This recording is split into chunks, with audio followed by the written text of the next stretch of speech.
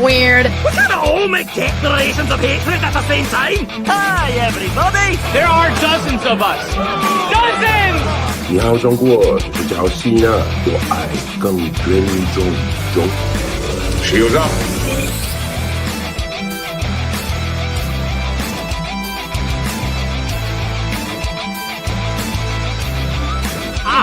Alson, help me up onto his casket so I can dance on it.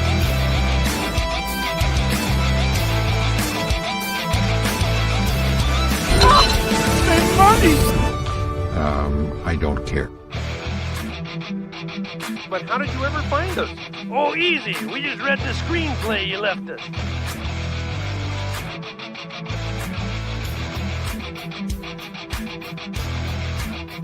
Oh, God! Oh, God! Oh, God!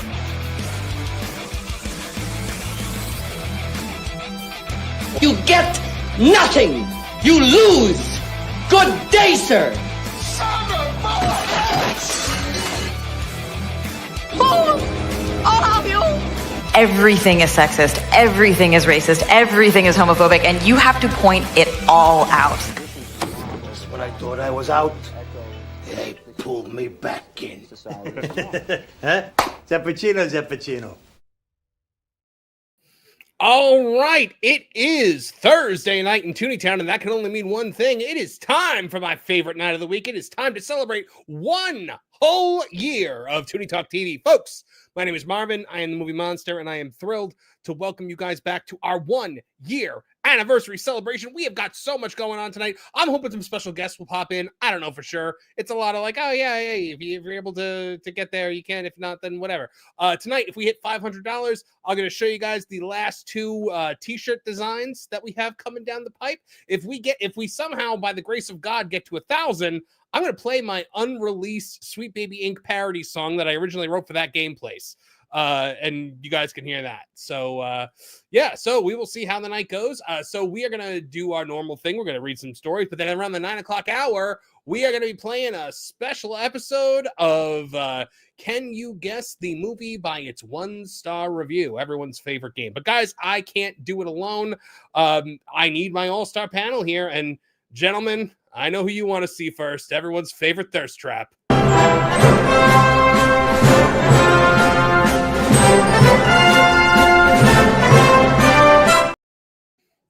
Oh, it's Lorn.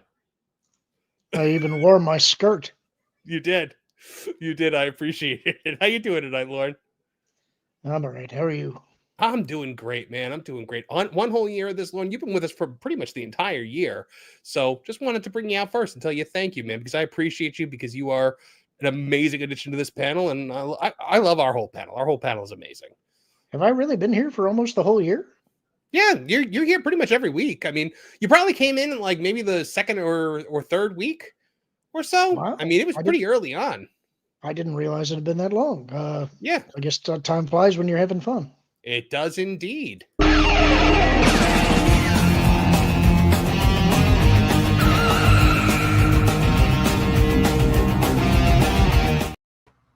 Hey, Trish.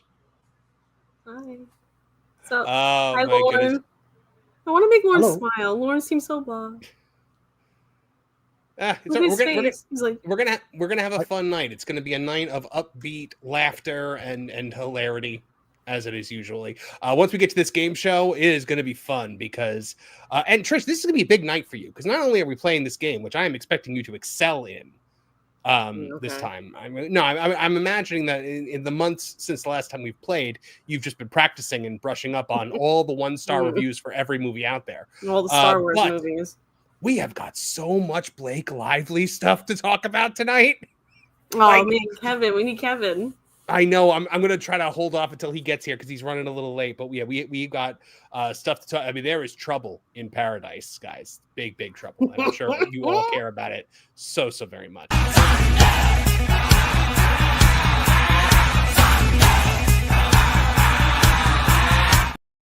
Nolan Thunder is here. What's up, everybody? Happy 1 year. I am shocked that you are here and not playing with your Nintendo Switch 2. I brought it with me for comfort, though. I do have it with me. Comfort. Your emotional support Switch. I cuddled it last night in bed. I'm just glad that went the direction it did. I thought that was going in a completely different direction. Yeah.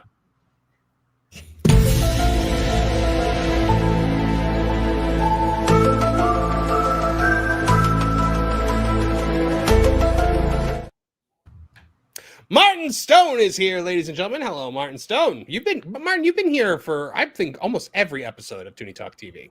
Yeah. I got some disruption from kids being sick and some weather once, but other than that, yeah, pretty much every time.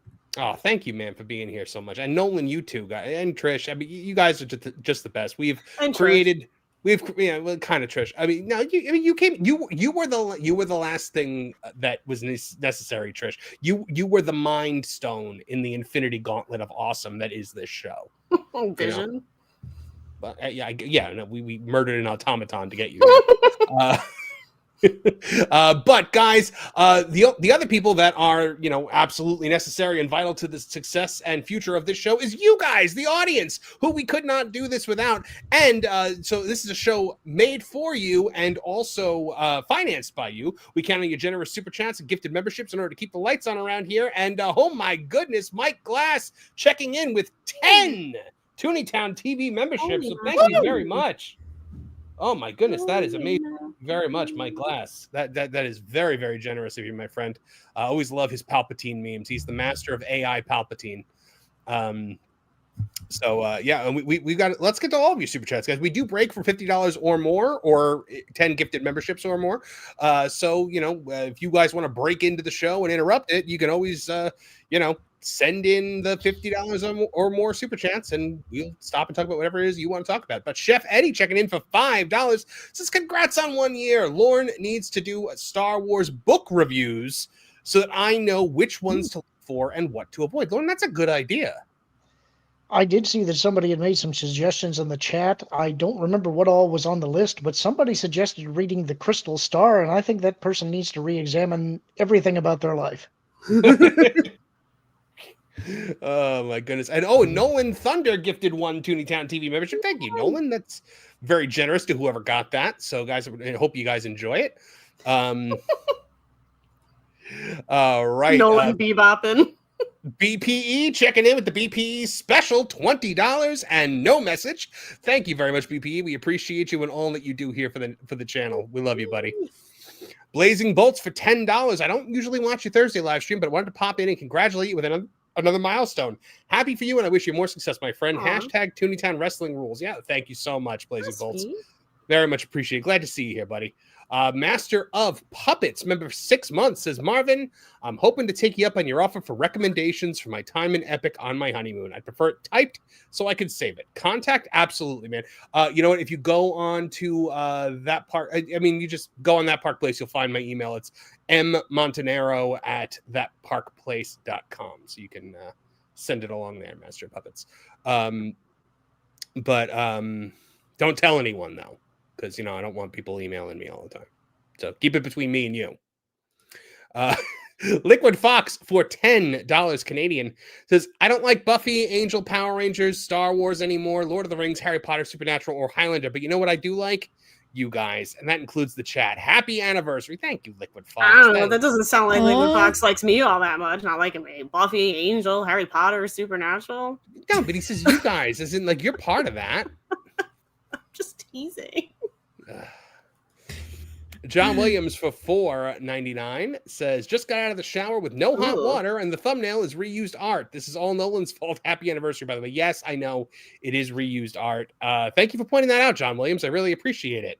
But no, it's we jazzed up. I thought, but you know what? Like I kept, I'm like, what should I make the 1 year anniversary artwork? And then I just kept coming back to this one because it's my favorite piece of art. Same. It just encapsulates the spirit of this crew. So I thought, you know, this is I think this is a pretty iconic image, and I like using it. So you might see it again sometime. And it fits because you always call us the Tooney Town Titans. I do call us the Tooney Town Titans. I really need to get that like clip of Robin going, Titans go.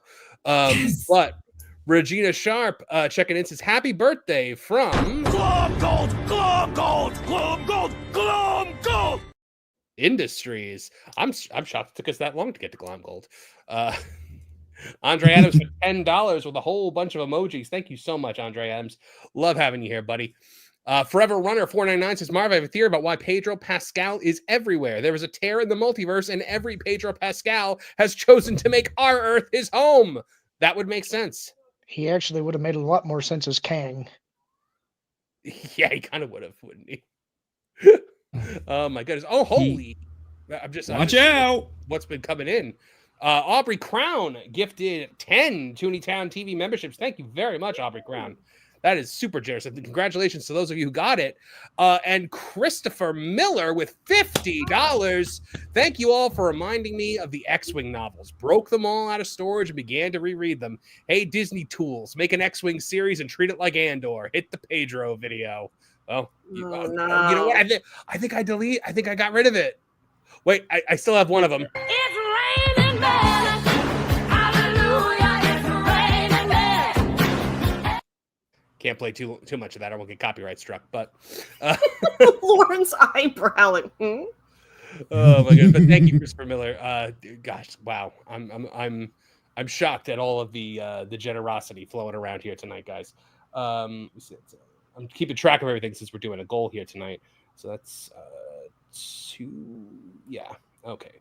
And then we've got Forever Runner. I got that one. And Forever Runner 199 says it's a crisis of infinite Pedros. I honestly, man, I think you got something here. I think you're right. It's a good description.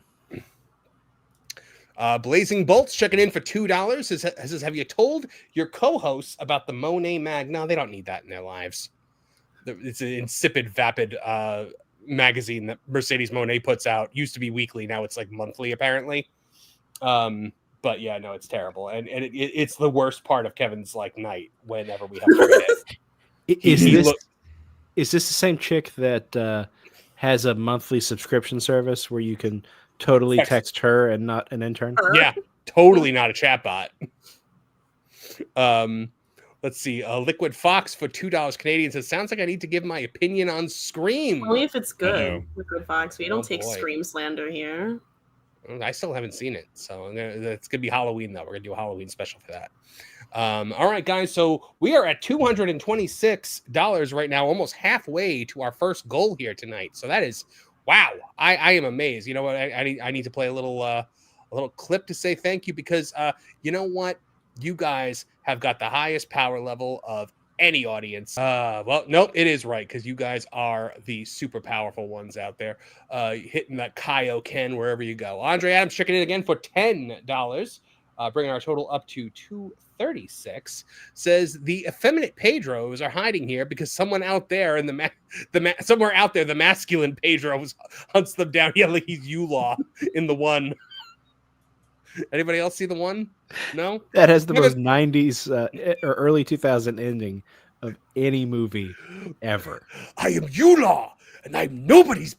It's Kevin and I used to say that. Yeah, so Kev should be here. So he said he'd probably be about 20 minutes later. So he should be here any minute. All right, guys, we need to get started on our first article of the night. So let's see, share screen. Which one should you guys want to start with? Superman, or do you want to start with Star Wars? Superman. All right. So James Gunn. Oh, hold on. I didn't put it up on the screen, did I? Not yet. There it is. James Gunn has shut down Superman versus Fantastic Four rivalry talk and encourages positivity instead of online fan wars. James Gunn, who is chronically online, was asked, any word for your fellow July superhero movie, The Fantastic Four? James, people are once again pitting Marvel and DC against each other, with Superman and The Fantastic Four both releasing in July. And he said, they come out 2 weeks after us. There's room for both. I love my friends at Marvel. You can find whatever discussions you'd want to find online. I'd focus on all the positivity around the films instead of getting sucked up in online fan wars. Here's the thing. Fans will always war with each other. It is human nature. We are tribalistic animals by nature. So that's why this stuff happens. That's why people get so brand loyal and they get so crazy about it. Am I wrong, guys? No, I think good-natured ribbing is part of being a fan. Yeah. Well, sometimes it gets not so good-natured. That's true. That's part of being a fan too. Sometimes. But so here's another one though. Okay, were you gonna say something more? No, it was me actually. Nolan, what were you gonna say? Yeah, I was gonna say, like, what is life without a good nerd war? I mean, it's healthy, honestly, as long as you're not making personal jabs at someone. Like, it's fun. Usually, some of our greatest products. Some of our greatest products came from chip on the shoulder rivalries. You know, like that's why people used to meme the Cola War so hard, because it was just a nice part of society. Like, you have to have a little bit of a competitive edge to you to keep the sport of it alive. That's like anyone in the NFL, the NBA will tell you that. But I feel like when you see them and they're just like, oh yeah, they're so great, they're so amazing, it comes off as really phony and corporate. I don't like it. Yeah. So James Gunn has also denied the rumors of a runtime cut for Superman and claims WBD has no power to cut down a DC Studios film, which I thought was a really weird statement. So we reported the end of last week over at That Park Place, we reported a rumor, it had already been out for like a day. World of Real was the first one to report it, that they had chopped 30 minutes out of it, that they had fired an editor, reworked the score, and people came at me like I'm the one who said it. I'm like, I'm just reporting it here, guys. Like, I literally linked to the World of Real article in the first paragraph. I don't know why you're all yelling at me, but they called me a Snyder cultist, and that was a little too. That was a bridge too far. I was not happy. I was not happy, but I appreciated all of the traffic that the site got. But anyway, James Gunn spoke about this as he speaks about literally every rumor about this movie. Following recent reports, first shared by World of Real, not Marvin the Movie Monster, that Warner Brothers may have intervened in the final cut of his upcoming Superman reboot. The filmmaker and co-ed of DC Studios took to Threads, of course, because that is the epitome of James Gunn shouting into an empty room to directly address the rumors. When asked by a Threads user, who I'm convinced are all bots, I'm convinced Threads is nothing but bots and James Gunn. If the reported runtime of 2 hours and 9 minutes was accurate, he confirmed that it was, inclusive of credits and post-credits. The runtime is 2 hours and 9 minutes. He said that lines up with earlier reports about the final version of the film. Then they said, any truth WB forced you to make it shorter? And he said, zero truth to that. And they couldn't, even if that's something that they wanted to do. It's a DC Studios film. And that's what I want to talk about, guys, because that's a weird statement to make. How would DC Studios even have this power? If you guys remember way back when, wasn't it Warner Brothers that put the kibosh on Superman Lives with Nick Cage? Like, they should have that kind of power, right? I mean, Warner Brothers is famous for interfering with DC. Go ahead. I don't think it's actually that weird. You got to consider James Gunn's past with what happened at Marvel. And I suspect to lure him over, to entice him to take over the DC Studios slate, that he had put in his contract final cut. You think he has ironclad creative control over the DC universe? I suspect he does. Now, it may be contingent on how it launches. I'll bet that there's some type of performance clause, but he's got to at least get the first movie out there. And so I would bet he gets to make the movie he wants for this one. Right, because this would be a first if Warner Brothers is not allowed to interfere in a DC Studios movie. Because, I mean, they have clearly interfered in the past. We saw what happened with Justice League. We saw what happened when they decided that every superhero needed to be Batman. You know, when Batman was dark and gritty. That's why, like, I'm like terrified if Superman does well, that they're going to take the wrong lesson from it and be like, everyone clearly needs a dog. Every superhero, Batman gets a dog, Aquaman gets a dog, everyone gets a dog now. Well, Batman does have a dog. He does have a dog. It's Ace the Bat Dog, and he's awesome. But I don't need to see him in a movie before I see Robin. Which Robin? All right. So if they're gonna do Robin, I mean, this is gonna piss Lorn off, but you gotta go right to Damian. I think that's the only way we get a Robin at this point. Yeah, because Lorn's gone. You got to go right to Damian because you got to, or at least Tim, because I think at this point you have to have Dick as Nightwing, and then you can do the story of Jason as Red Hood. Because I mean, if you were to try to like just do that, like start off with Dick as Robin and then get into Jason and then Jason, death in the family, like that would take entirely too long. So they don't have the time or patience to do that, nor should they. I know Lorn hates Damian with a fiery vengeance, but why not start with Jason? You'd get the glory days of like the campy stuff right off the bat, and then you could slowly descend into the darkness because that's the only type of Batman story they know how to do now. Well, Damian is a dark Robin. That's the thing. But I also don't think that should be your first Robin because like Dick Grayson was always like the light in Batman's life, like that was kind of the point of him. What is it, Lorn? The irony is that Damian is the Dick. Yes, he is. I mean, that's kind of the point of him, isn't it? Like he's he's a spoiled, petulant, murderous child. So you always hated him, even from like the first issue? I have never liked Damian. I hate the idea of Damian.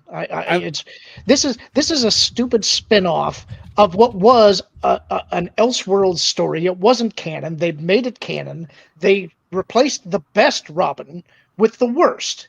Why did you... Oh, you think Tim is the best Robin? I do. Interesting. Justified. He's the best Robin. For what? Did you just hear what I said? Well, I've always said that he's the one that I think is ultimately Bruce's equal. He's the closest thing to being Bruce's equal in terms of intelligence and ability. Well, look, remember, Tim was introduced right when you were leading up to and going into the Nightfall story. Mm-hmm. And he had to deduce the identity of Batman. He had to worm his way in there. He wanted it. He earned it. And he was a support for Bruce when he needed it most. He's the son that Batman deserves. Now, I'm not knocking Dick, but when Dick grew up, he... I'm not even laughing at the thing. I'm just laughing that Martin was the one that laughed. It's all right. It was funny. I can't deal with you people today. Oh, I got to screen. We got to isolate Lord. Oh, no, no. We don't. Action required. Action required. Oh no, we will not. We will not isolate that. Don't worry. No, but I get it, Lloyd. I understand what you're saying. I think the greatest crime in DC is that when Damian came along, they kind of threw Tim out like trash. Like he was not given his own identity. He's they tried with the Red Robin thing, that didn't work. They're still, then they threw a rainbow on him. But they're, we still don't know what they're doing with him. Yeah, I just think that the casting aside of Dick was, I'm sorry, the casting aside of Tim was wrong. And I always thought he was the best Robin. He was the most interesting Robin to me. Dick Grayson is the original, and you can't discount him and what he meant to Batman. But Tim's always going to be mine. That's the one who, for me, is the definitive Robin. That makes sense.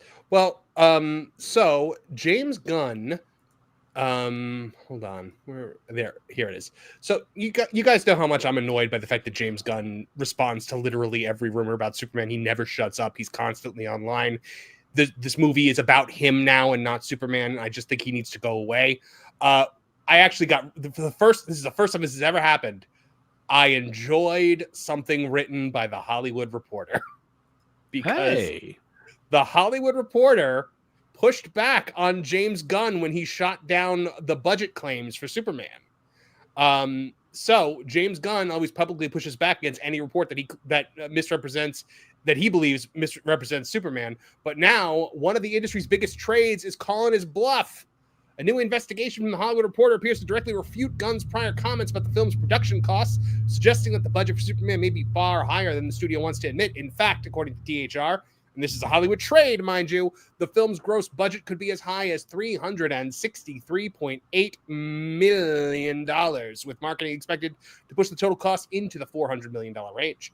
That is a sharp contrast to Gunn's own messaging. So last year, documents that were filed by the Superman production team with the Ohio state government listed a gross budget of $363.8 million. Now, a figure was submitted in order to secure tax incentives.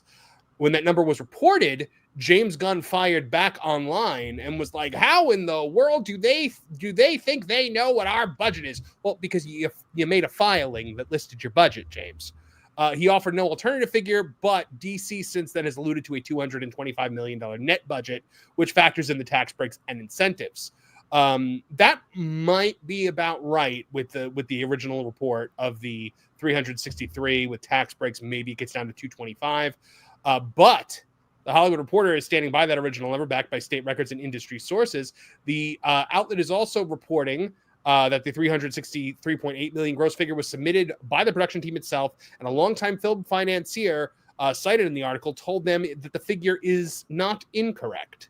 So even if DC's net number is accurate, it's clear the total production spend remains far higher, and now the focus is shifting to the film's massive marketing campaign, which now, even if it is in the $200 million range, they're being rumored to spend as much as $200 million on marketing for this. And I believe it because it's literally everywhere, which would put them into the $400 million club.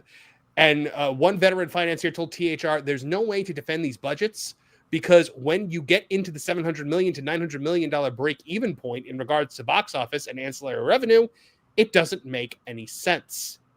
Guys, if this is a $400 million movie, there's no way this succeeds. I don't know how well that marketing's doing, considering I was talking to some friends last week and it was over Discord, and I hear one of them go, "There's a Superman movie coming out," and the other one went, "Is there?" And I was like, "Yeah, there is." They were like, "Oh, had no." I see it everywhere. There's so much merch. Like, and there's a whole. It's not like they're so removed from everything. Do you know what I mean? It's not like it's not. They should have seen it, and I'm not putting that on them. They had no idea. None. Interesting. Martin, what do you think? Do you think there's a chance that this is a $400 million movie? I think there absolutely is. But I also think that James Gunn's reaction may be entirely genuine and true from a certain point of view. Because it's possible, and I've said this with these mega budgets, I think there's some people's pockets are getting filled along the line. So what James Gunn was told you have to spend on this movie may not be the budget that Warner Brothers and DC Films spent on the movie. Mm-hmm. That would make sense. I think James Gunn needs to stop commenting about this movie. I've been saying for weeks they need to let David Cornsweet be up center and take the charge on promoting this, because right now it's not Superman, it's James Gunn's Superman, and I think that's what James Gunn wants. Because remember, it was James Gunn's Suicide Squad. Mm-hmm. I just think I think it's enough James Gunn. I think some of the most effective marketing they've done so far has been the like behind the scenes footage of Cornsweet interacting with the kid extras and things like that. Yeah, more of that. Less of James Gunn yelling at nerds on the internet about everything. People were like, "Oh, so the cameraman at Superman drank black coffee this week." No, he had cream and sugar. I'm going to say it on Threads. Literally the only person in the world using Threads. Lorn, what do you think? Do you think there's any validity to this? To the budget? Yeah. I think that it's. Look, despite the fact that DC movies haven't been doing well for a while, you're going to spend money on a Superman movie. They need this to succeed. It's the launching point for their entire slate. They need it to succeed. I really hope they've got a good movie. I have no faith they have a good movie, and that's the real problem. Well, part of me wants to say they needed to succeed financially, but part of me wants to say maybe they don't need to. This is a prestige project. They just need it to be popular. But this is a company that needs it to succeed financially, because this company is in the toilet. Shareholders just voted against a $52 million pay package for David Zaslav because the debt is mounting and junk credit has been reported for them by the S&P. I mean, you think? Yeah. So WBD's annual shareholder meeting held June 2nd. A non-binding say-on-pay proposal failed with over 1.06 billion shares voted against the executive compensation plan versus 724.5 million shares in favor. That's 60% majority voting to reject the proposal, which is an additional 5.69 million shares abstained, while others didn't vote. The outcome marks a stark reversal from last year when they approved it. Now, this does not mean that David Zaslav isn't getting his raise. What this means is it's a symbolic vote. It means it's telling the board of directors that the shareholders don't think this guy deserves a raise. And he doesn't. He definitely does not. But whether or not they actually listen to the shareholders is another matter entirely. I don't know. Does anyone disagree? Anyone think David Zaslav deserves a raise? I think at this point, he has made some moves that make a lot of good business sense, but the turnaround hasn't happened yet. Yeah. And for such big numbers like this, you really have to see the results. Mm-hmm. I agree. Switching over to our, hold on. Let's switch over to Super Chats for a second before we get into some Star Wars and then some Blake Lively. Let's see what you guys have to say. You've been super chatting away back there. Let's see. Here we go. John Williams for $4.99, bringing us to $2.41, says Sonic versus Birds of Prey was weird since the Sonic fans were the victims. I don't know what you mean by that. Are we talking about like fan rivalry movies coming out at the same time? I think so, yeah. But because the Birds of Prey fans were probably really hateful at the Sonic fans. But Sonic crushed Birds of Prey, obviously. So John Williams also for $5 says, not to mention Grant misremembered that story. So instead of being married, Talia forced herself on Bruce. In Batman and Son. Is that what happened? Lorn? I think so. I think Bruce got Me Too'd. Huh. Yeah, there's a difference between Son of the Demon and where they actually put it into canon. I don't remember if that was Batman and Son or elsewhere, but yeah, there's a discrepancy there as well. Well, nobody tells Grant Morrison what to do, apparently. That was very apparent when I tried to read Final Crisis. Oh, maybe the worst thing I've ever read in my life. Lorn, did you read Final Crisis? No, but I'm not a Grant Morrison fan. Me neither. I know a lot of people like him. He did do one storyline in Legends of the Dark Knight that I liked, which was Gothic, I think. I liked that storyline, but most of his stuff I'm not a fan of. I remember when Final Crisis came out, and it was just so convoluted and terrible. I remember I said to Kevin, I don't know if it's the drugs he's on or the drugs that he needs to be on, but something has to change here, because this and Batman RIP was also just nonsense. Denisha Lane, member for 9 months, says happy anniversary to Marvin, Trish, Nolan. Oh, thank you very much, Denisha. We love you, Denisha. John Williams for $4.99 says, hey Marv, if this movie is good, will you forgive them for making Clark look like Tony Khan? I would. I would forgive it. If this movie is good and it brings Superman back, I'll forgive it. And also, once I see him in motion, he doesn't really look that much like Tony Khan anymore, because he's actually like he's not as like Henry Cavill size, but I mean, he is, at least the size of like a human male, which Tony Khan is not. You know what? I had one other theory about Superman to float by you guys. I saw this on online the other day, and this is just purely me fanboying here. Ultraman. What if that's Henry Cavill? That would be hilarious. Because like, if it was just David Cornsweet, I feel like we'd seen it by now, because it's very clearly a Superman clone. But if they take that mask off and Ultraman is Henry Cavill, this movie wins for the summer. Heard that rumor earlier this week, but to me, he looks too small. Possible. I mean, it might not be him in that shot, but maybe when the mask comes off, I don't know. We'll see. I'm just saying that would definitely put this movie over the top for me. All right, so this is one that, Lorn, I'm really looking forward to getting your opinion on. Let's see here. This article comes to us from our good friend Martin Stone over there on That Park Place.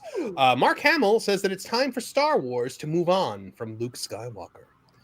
So Mark Hamill may be ready to leave the lightsaber behind for good. In a recent interview promoting his upcoming film, The Life of Chuck, Star Wars legend reflected on his time playing Luke Skywalker and indicated that it may be time for the galaxy to move on. He says, listen, I'm so grateful to George Lucas for letting me be a part of that back in the day, the humble days, when George called Star Wars the most expensive, low-budget movie ever made. We never expected it to become a permanent franchise and part of pop culture like that. But my view is, I had my time. I'm appreciative of that, but really, I think they should, focus on the future and all the new characters. I would like to point out that what he said is not they should give someone else an at-bat as Luke Skywalker. They should recast. They should go with a younger Luke. It was they should retire the character. Yeah. That is ridiculous. Ego. It's pure ego. It's pure hubris. Though, Lorn, you're giving me that look like you might push back. I don't have strong feelings on it one way or another, honestly, because there is no future of Star Wars right now. Right. And you have one contingent of the fans that's saying that you can't continually navel gaze and only focus on the original trilogy, and I think there's truth to that. You have another contingent that's saying that you can't focus on anything touching the sequel trilogy, and I agree with that. The problem is that they screwed up what comes after Return of the Jedi. They have to fix that, and the only way you can fix that is to chuck the sequel trilogy stuff. Yeah. They're not willing to do that. To me, that means if you were to chuck the sequel trilogy stuff and try and start over from the end of Return of the Jedi, by necessity, you're going to have to deal with Luke and what came immediately after Return of the Jedi. But that doesn't mean that's the only thing that you do. And I think that's a mistake they keep making. Somebody commented earlier, and I completely agree with, they had taken out the X-Wing novels and started rereading them and said, give it the Andor treatment. That's exactly right. And one of the reasons I've made that argument before, I've said, if I was going to do a TV series, that's the TV series you do, because you've got a dozen characters who can all be played by no-name actors, and you build up those characters, you reintroduce stakes because any of them can die at any time. That gives you suspense. And then the characters that hit, now you've got characters that you can build up and do other things with. They need to do that. They need to actually build out their sandbox.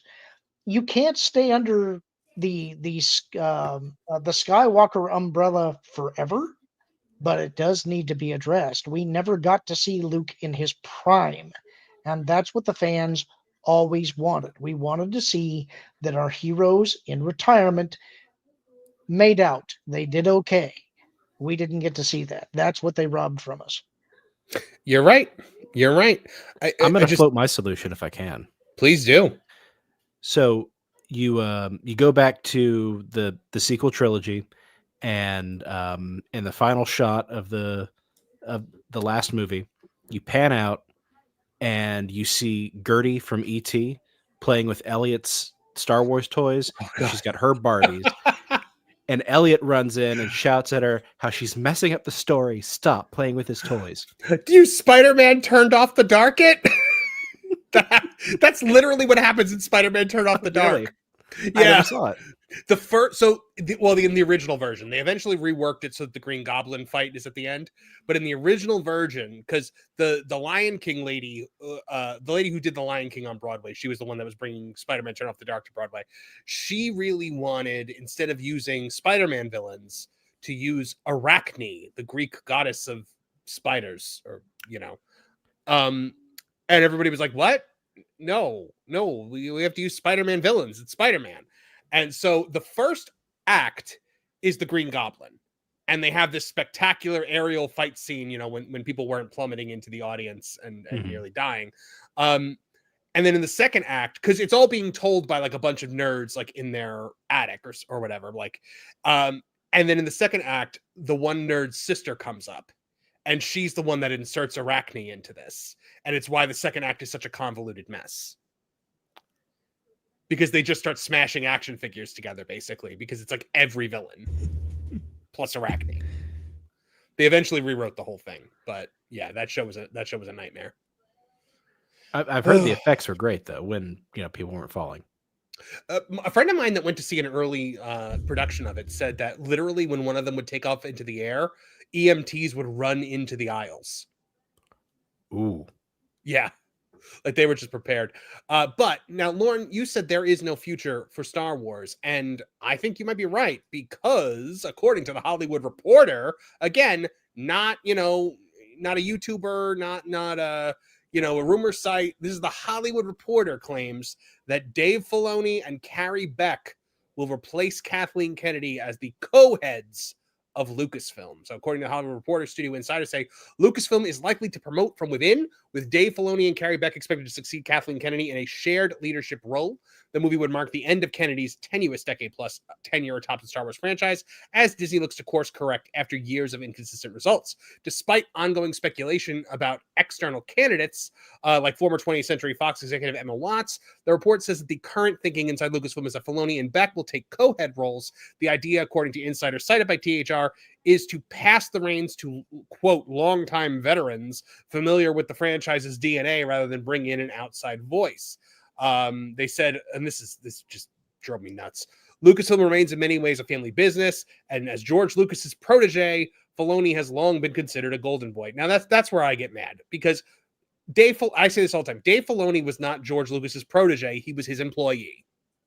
He worked for the man, and he, basically did whatever George told him to do. He wrote good Star Wars movies, good Star Wars episodes, because he was being told do good Star Wars by George Lucas. But before we get to you, Lorn, on that, there's somebody else I want to bring in. Ladies and gentlemen, welcome WDW Pro to the channel. Hello, hey, happy anniversary.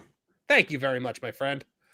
Oh yeah, we are just in the middle of talking all about the Filoni mess. If I were to sum this up, somebody commented on I can't take credit for it. Somebody commented and they said, "Cut off one head, two more shall take its place." Well, what I'm amazed about is checking out your chat right now. You guys, every person in the chat basically is green. Is this like a member stream or what's going on here? We just have a very active member base, and there's been some very generous member gifts tonight as well. I think 2 people have gifted 10 memberships each, so we're feeling good. It is easy being green here on the Tooney Talk TV channel. It's easy being green. Well, I'll tell you what. Let's see if we can fix. If there's anybody left out there who doesn't have a membership, I'm going to take care of that in just a minute.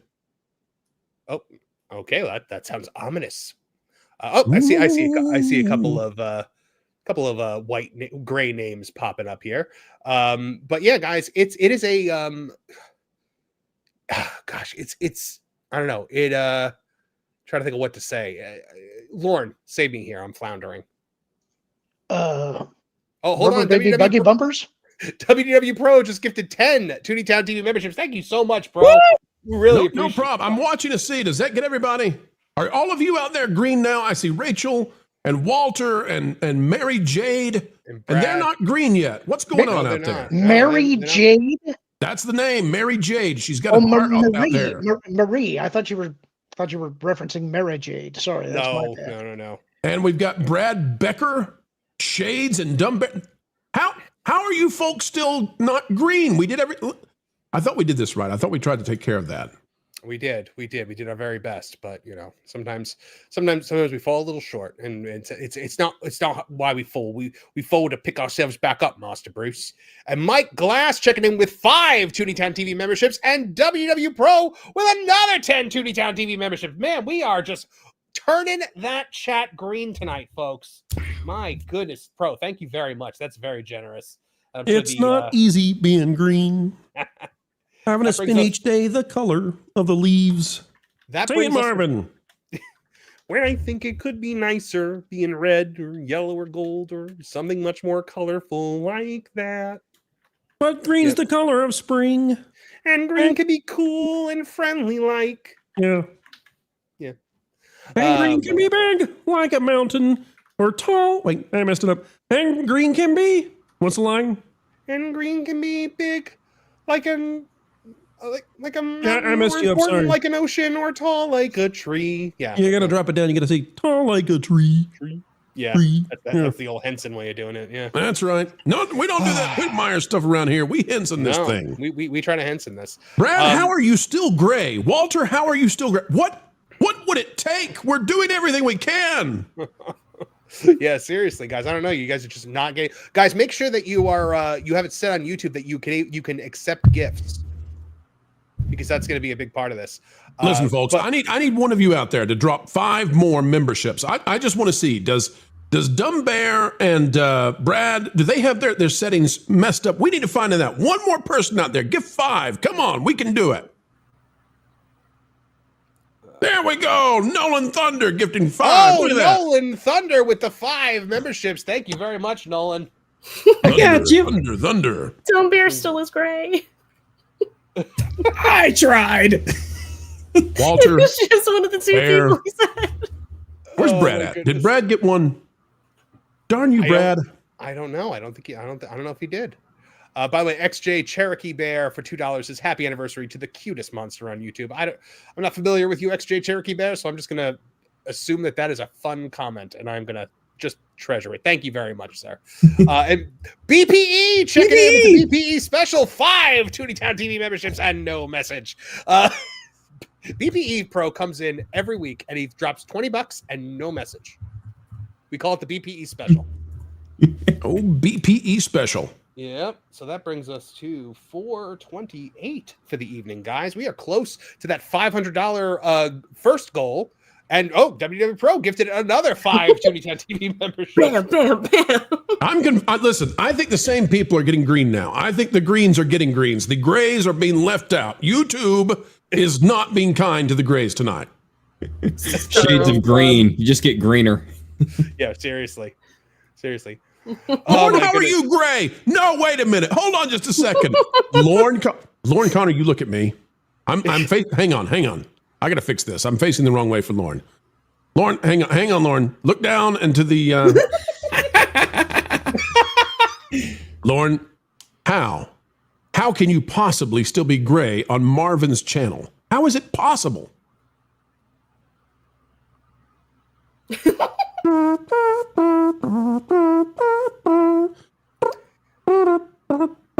You're on muted, mute, Lorn.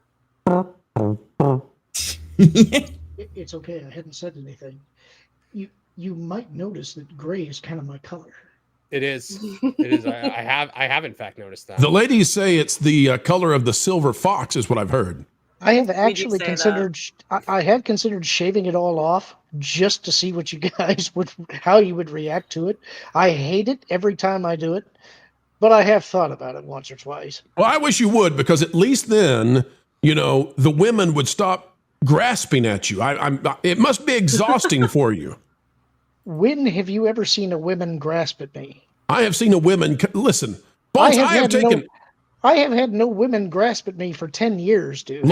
Lorn, you and I, when we go out on the town, and I know that the ladies start to turn their heads and they say, "Who is that? Who is that silver fox?" Yeah, I'm sure that happens. Every day. Every day, Lorn. Every day. All right. You know what? I am not even in the mood to talk about Kathleen Kennedy anymore, guys. I can't believe it.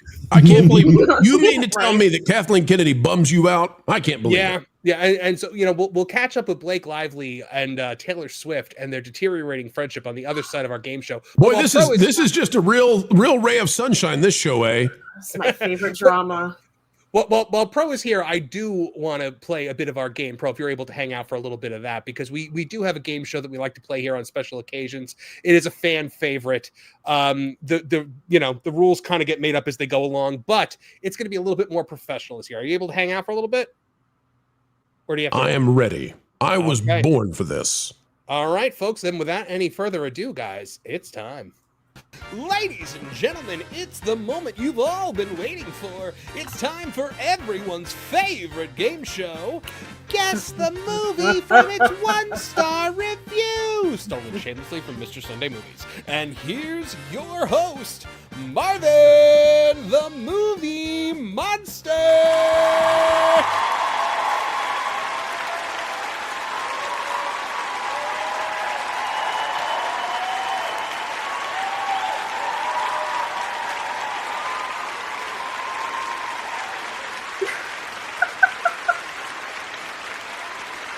Thank you very much, ladies and gentlemen. Oh, you are too kind. Thank you so much. Thank you so very much. And welcome back to another episode of Can You Guess the Movie? Oh, please, guys, you're killing me here with the cheers. Come on. Thank you so much. I appreciate every single one of you guys. But it is time to play our favorite game, guys. It is going to be trying to guess the movie from its 1-star review, and we're going to bring out our contestants right now. Folks, we have got a full panel here for you tonight, and it's about to get a little bit more full because Jonas J. Campbell from That Park Place is checking in as well. Jonas, he brought his spaceship again. Darn it. I know him. I didn't even get a word in, and Pro's already talking. Mr. Show-Off brought his freaking spaceship. Every time we go out, Lorn gets the ladies, and we go out to eat somewhere. We go get a nice little pizza or a Taco Bell empanada, and he brings the freaking spaceship every time. He does. He does. Even to sushi with culture. I'm using Starlink for those of you who might be interested. Appreciate it. All right, guys. So, Jonas, you ready to play Can You Guess the Movie by its 1-star review? Yes, I'm going to go with Remains of the Day. Okay, fantastic. Folks, you guys know how it works. I give you a horrible 1-star review from one of our categories that our contestants choose. They have to tell me what the movie is. If they do, they get a point. We sometimes keep track of the points. Sometimes it's just for fun. But let's get to our categories, guys. First up is going to be Marvel. Also this week, Star Wars. Our third category will be Disney live action. Our fourth category being Batman movies, meaning movies that came out theatrically for The Dark Knight. And of course, folks, our final topic and category for the evening, Trish. So, you know what, Trish, we are going to start with you, my friend, and I would love to know which category you're going for. I feel like it would be wrong if I didn't pick Trish stuff, so... Right? So you're going with Trish that. stuff, yeah. That's my lucky number, too. Oh, well, yeah, let's go with it then. All right, Trish, what is this 1-star review of something that you like? One note and predictable. The characters have no depth at all. After first show, you're told who are the good guys, the sympathetic victims, and the bullies. No middle ground. Good shows give you characters with layers, allowing the viewer to make up their own mind. Don't bother watching unless you're age 15 or younger. Here we go again with me not knowing. If it's Trish stuff, though, I feel like stuff. You're like angling it. So even though this sounds ridiculous, I'll just say Supernatural. No, it is actually Veronica Mars. What? Veronica Mars, ladies and gentlemen. All right, here we go. Here we go. Right. Not knowing. Come on, Trish. We go again. Get your Trish stuff under your. Come on, you're supposed to know that. But I'll be good at Star Wars. Ironically. Oh yeah, you'll get every Star Wars one. Weirdly enough, Lorn, what would your category like to be today here? Let's go with Disney live action.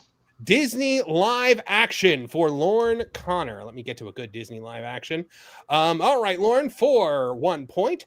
I mean, they literally warned us for years not to watch this movie. That's it? That's it. They literally warned us for years not to watch this movie. Trish got like an entire novel on the thing, and Lorn gets a sentence. Sometimes they're long, sometimes they're 2 words. It's just luck of the draw. What movie did they warn us not to watch? Well, I guess I'm going to go with the chat and say Snow White. It is Snow White, ladies and gentlemen. Lorn Connor on the board. Trish, can you keep track of the score? Because I've got. Lorn's going to win. Let's cut to the chase. This is like watching, the 96 Bulls versus, the Wizards of the early 2000s. We have no chance against this man. He didn't do great last time, so we'll see. Pro, you are up, my friend. Between Marvel, Disney live action, Batman, what were our other ones? We got Marvel, Disney live action, Star Wars, Batman, and Trish stuff. I'll take Star Wars for pain, sir. All right, Star Wars. Let's get to it. Not only does the show give up on its story halfway through it, it actually gets way better when it decides to be a completely different show. Shameful cowardice. That's every single Disney Plus Star Wars show. What are you talking about? No, there's one that this is very clearly about. I thought this was a gimme, actually. This is going to be a theatrical release, though, right? Make that clear for Pro. No, it is a show. This one is Wait a minute. Didn't he say these were movies in the beginning? I thought he did, yeah. No, he said the Batman ones were movies. The Batman ones are movies. The Star Wars ones are movies. Okay. I'd like to use a lifeline. We don't do that. I'd like to call Lorn. That's not fair. I'd have to hear the clue again because I thought all of these were theatrical releases. No, all right, Lorn. Listen. Not only does the show give up on its story halfway through, it actually gets way better when it decides to be a completely different show. Shameful cowardice. This is the problem, is that they say it gets better. That limits it dramatically, but I also don't know if this is a Holly weird. I think I know which one it is, bro. I think I know which one it is. The show an opportunity first, and then someone could steal. Go ahead, Pro. The show that completely abandons what it's about.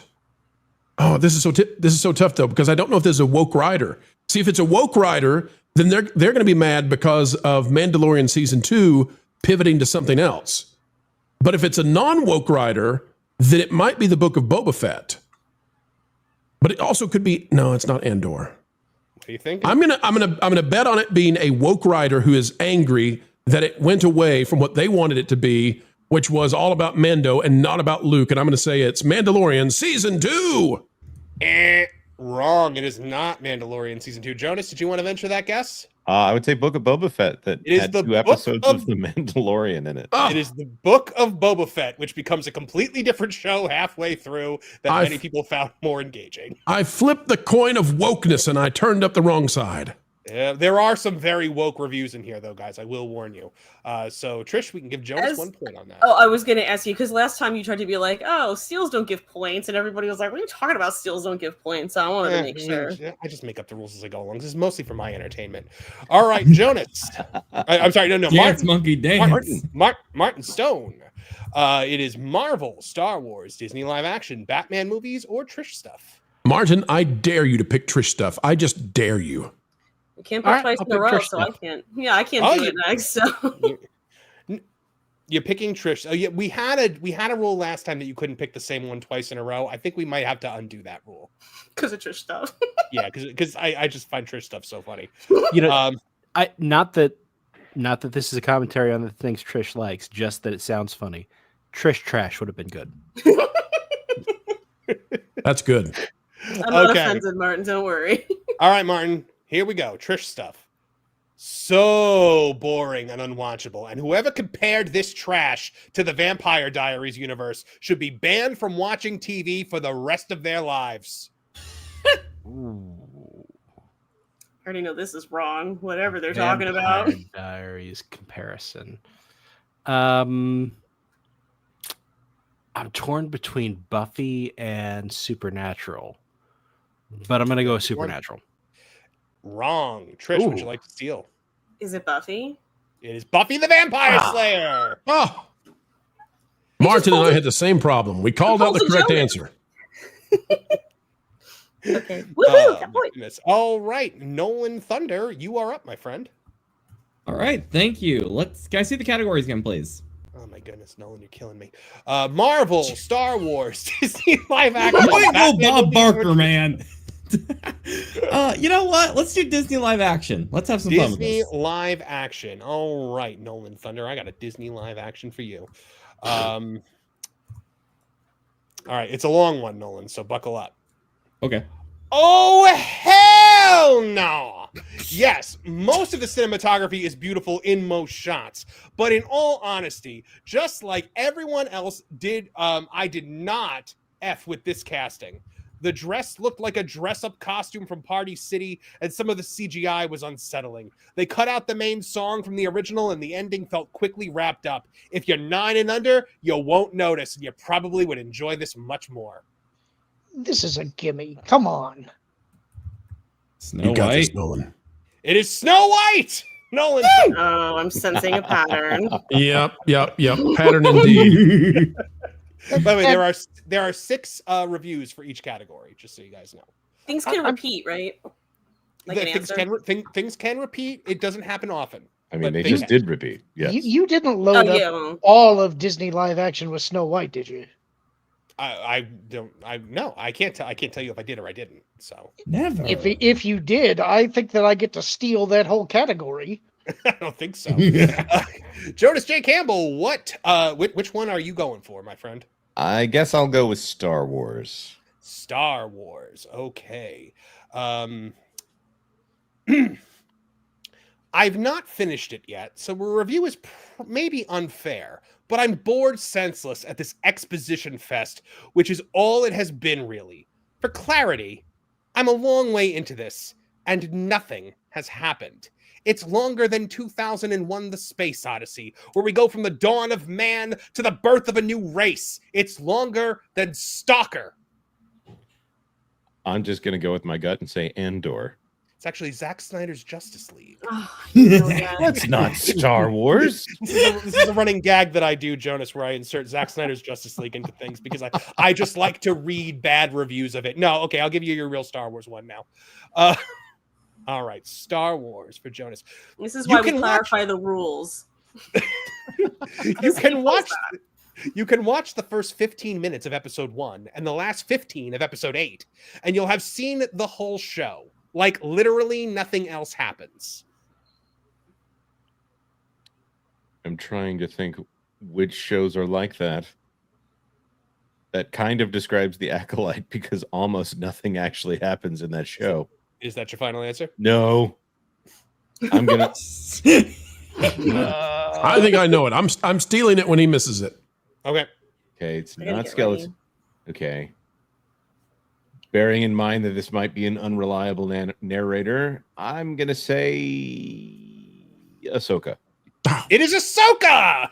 Woo! Well done, Jonas. Thank you very much. That was a very boring show. It was a very boring show. Trish, we are back to you, my friend. We are. So I can pick Trish stuff again. You can pick Trish stuff again. Trish stuff. Woo! Let's go for it. So I don't get it again. Okay. Now, keep in mind, Trish, this is all stuff that you enjoy. So it runs a wide berth here. There might be, okay. My 7-year-old son now thinks black people are handicapped because of the politics inserted in this toxic movie. It's a Wonderful Life. Like handicapped by not being there? Yeah. I'm like, I don't remember anything with handicapped people. We had a ton of them back there at, and It's a Wonderful Life. They were everywhere. We usually just put them down. Yeah, Bedford Falls was just filled with handicapped people. This isn't me missing something obvious, right? This is actually a pretty mean one. Well, I'm probably not going to get it. That's all right. Take a stab in the dark. I don't know. Civil War because Rhodey went flying into the ground. It should be paralyzed. I don't know. It's not Civil War, but I will say you are close. What is it? All right.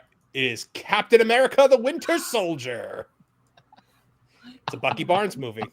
I don't know where. I'm assuming it was just somebody that thought that Sam Wilson was just because he had wings. I don't know. I don't know why. I don't understand. Nick Fury is missing an eye. That's true. I guess. All right, just Lorn. wait till they get to Bishop. What do you got, Lorn? Let's go back to Disney live action. I'm testing a theory. All right, Disney live action. Lorn Connor. Watched half of this on a plane and had to bring mercy upon myself to stop watching halfway. Would give 0 stars, but trying to be a better person. Is it Snow White? It is Snow White! Lord Connor! Well done, Lorn. Well done. Yes, I'm very impressed at how quickly it's you got that astonishing. How in the world could I have figured that out? one. All right, Pro, you are up, my friend. I would like Disney live action, please. Okay. No fair. I already tried to steal the category. I ought to get those points. Left my friends at karaoke for this, and somehow the music was better at the karaoke bar. So many it could be. Are they talking about Emma Watson singing? Maybe they're talking about the squawk sound from Little Mermaid. Gosh, this could be a major redirect. He could be throwing me off, but something inside of me, something deep down in my gut besides my indigestion says that it's also indigestion. Snow White. It's Snow White, ladies and gentlemen. You know what, Good guys? job, bro. I'm Way going to to get go. my points the hard way with the category tailored exactly for me, okay? I would like to play a reverse Uno card now. Lorn and I would like to play the reverse Uno card. Thank you. What, you want to go back to Lorn? No, we want to start with me and then go back to Lorn. I'm a little bit, I've got self-interest here. Okay, well, I'll allow it. Oh, thank you. I'll take Disney live action. Disney live action. All right. Honestly, I have never sat in a cinema and really truly thought this is actually so boring and so poop, and I'm cringing like in a very uncomfortable way. That's right. Sitting in a theater with the need to poop. There's so many possible live action Disney movies that would make you feel that way. Whether watching the supposed live action CGI version of Pumbaa fart in your face, or maybe it's Aladdin when the genie pops out of the lamp and you just think, gosh, if only my colon could do that right now. But I'm going to go with the ultimate turd burger against probably the I don't know, my common sense says no, but I'm going to go with it. Turd burger extraordinaire. I'm going with Snow White. It's Snow White, ladies and gentlemen. Good job. Wow. Well, you guys are on fire here tonight. I'd like to thank the Academy for ruining cinema with this movie. All right, Lauren, there's one more Disney live action. Do you want to take it? Astonishingly, yes. All right. All right, Lauren. Last one. Careful, Lauren. This could be the tricky one. This is the trap. Kept thinking of the Happy Meal I was going to get right after watching this. Couldn't engage because it was so boring. There's a part of me that wants to ask if this is Zack Snyder's Justice League. It's not Zack Snyder's Justice League. Lauren, I don't want to mess you up here, Lauren. There were no Snow White Happy Meals at McDonald's this time. Is that probably Candle Shoe? Candle Shoe? This could be Pete's Dragon. They made a live action remake of it. Was it Candle Shoe the one with Jodie Foster? Yes, that's the one. That's a deep cut. I don't even know Candle Shoe. I kind of like your guess about Pete's Dragon, though. I'll go with it. No, Lauren. It's actually the Jungle Book. I knew it was a misdirect. I knew that was what he was going to do. Yeah, Am I that obvious? Yeah. Tell me about Candle Shoe, though. I don't know anything about this. Well, it's one of those mistaken identity kind of things. Jodie Foster plays like a street kid who is picked up by a con artist to run a con on an old lady who is missing a daughter or granddaughter. That does not sound like a movie I would name Candle Shoe at all. Well, it's the name of the mansion. Yes. The Candle Shoe Mansion. I'd like to have a word with whoever is naming real estate in that movie. She has to find the 46th room in her 45-room mansion.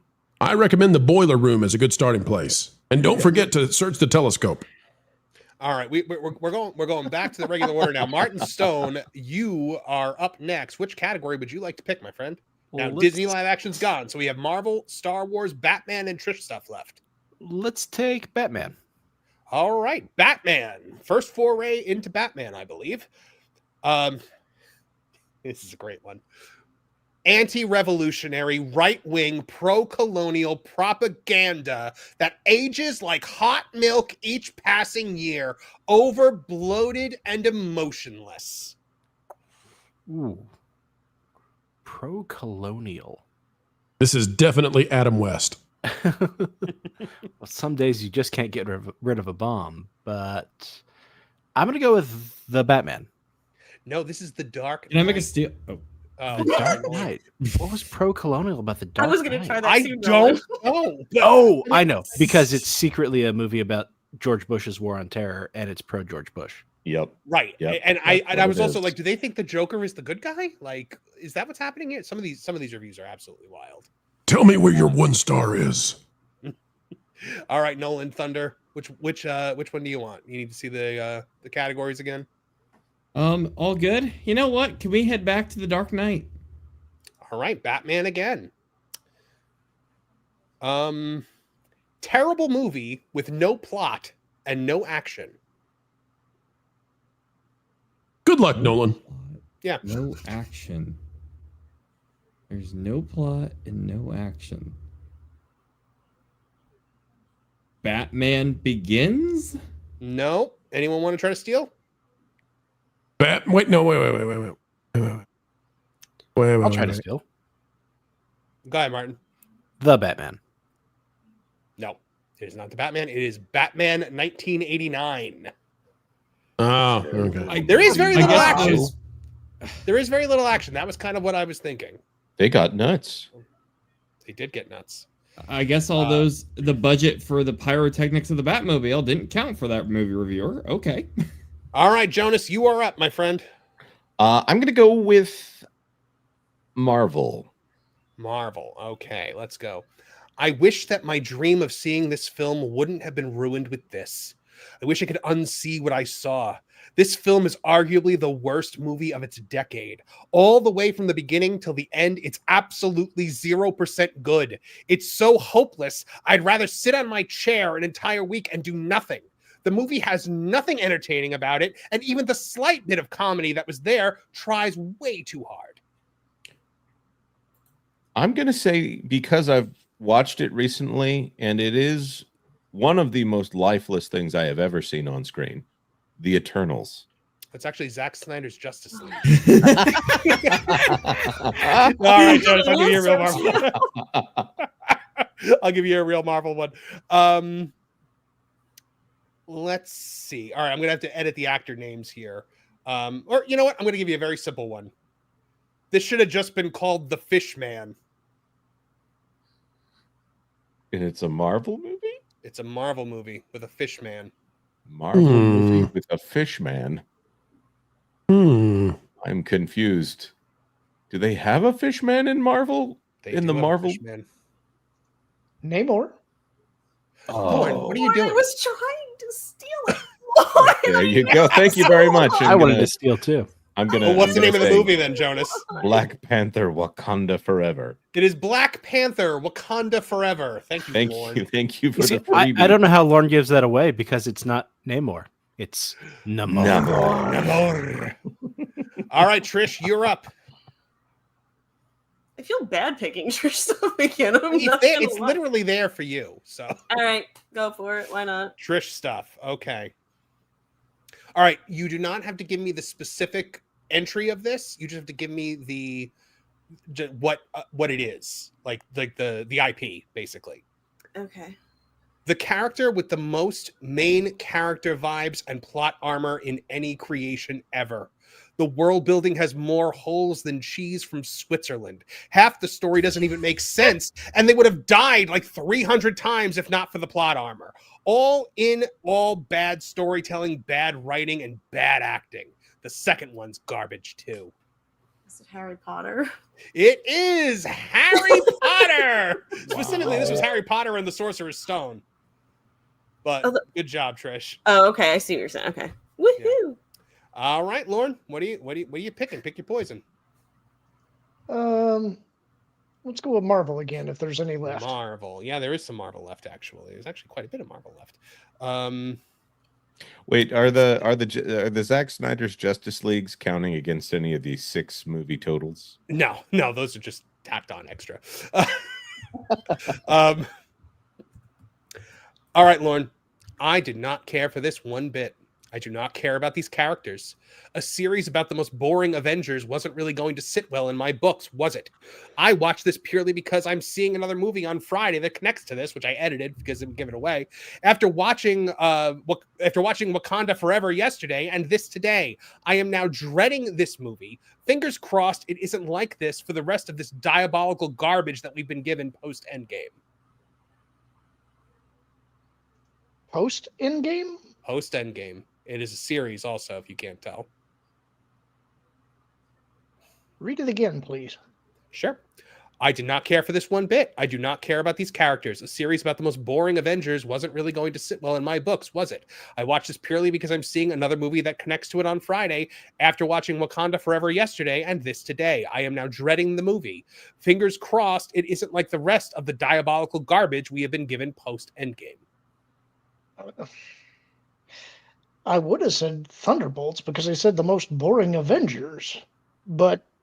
Well, just because they think they're the most boring Avengers, Lorn, you might not agree with them. Well... And they did say that it was a series.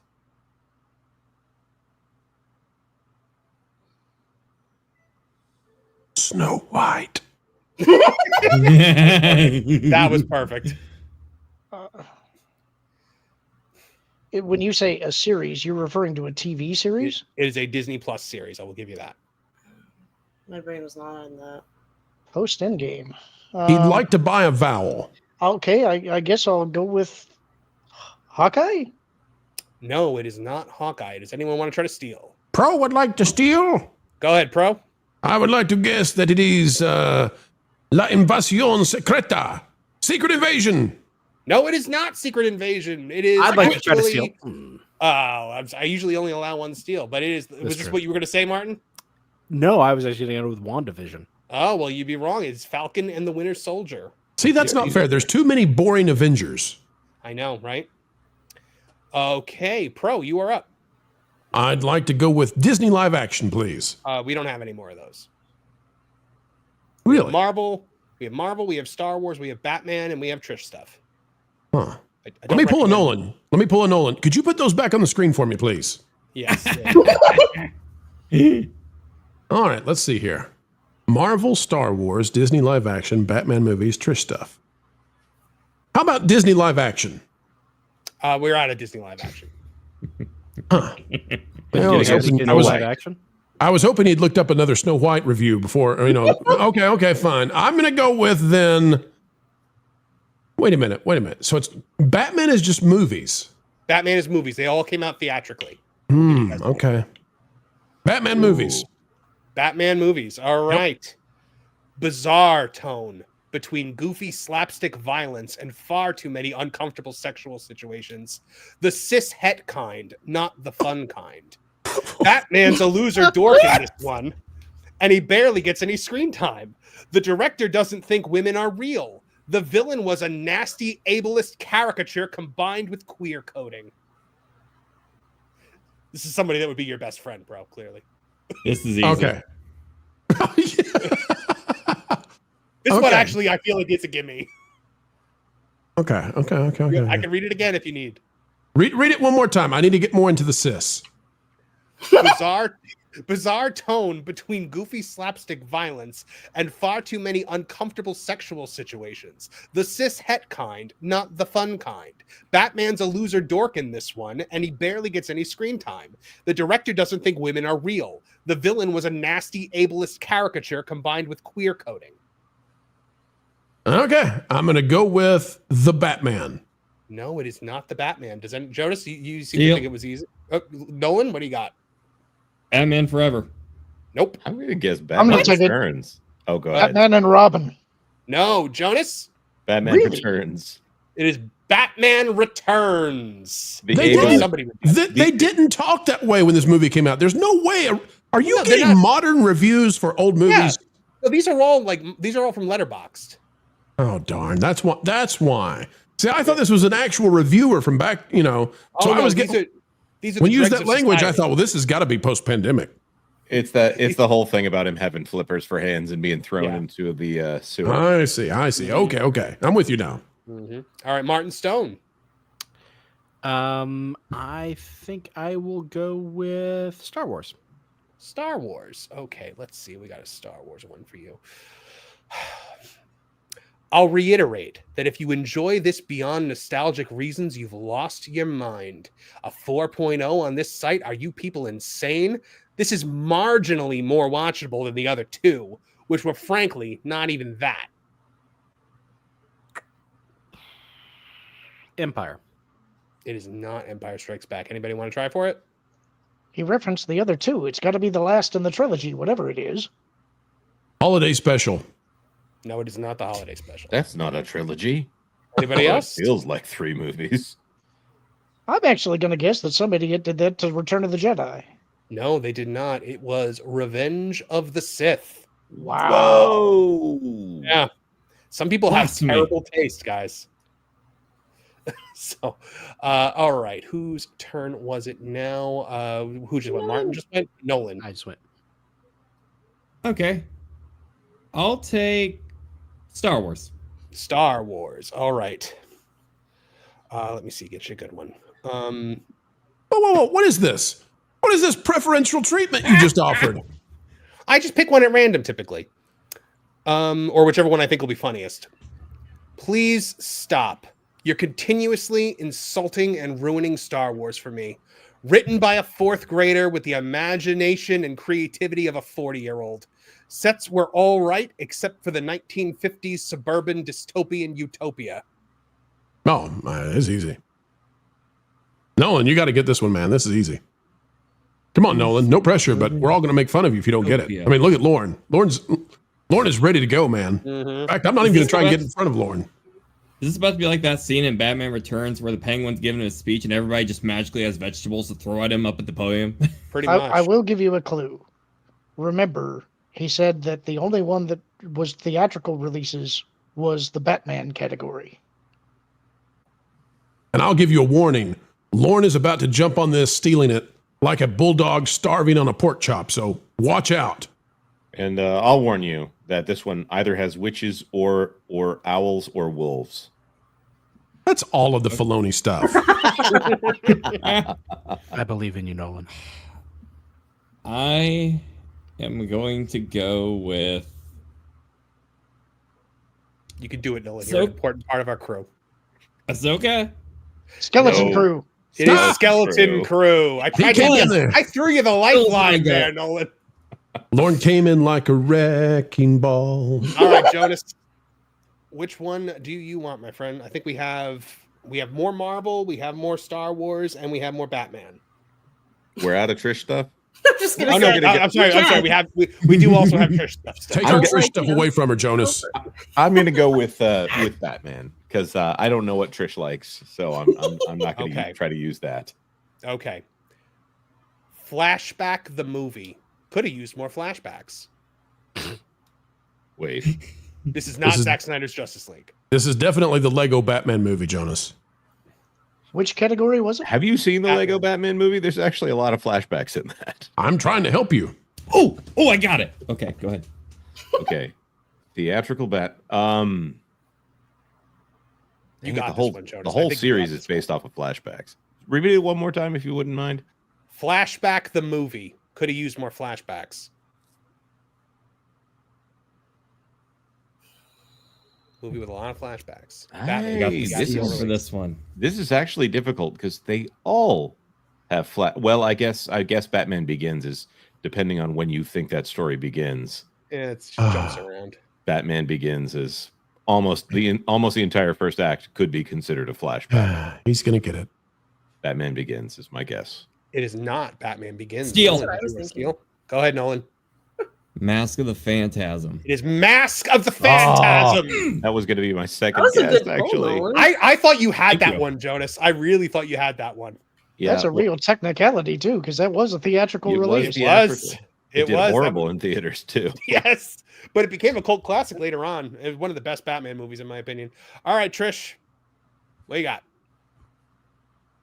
Come on. Do I have to say it?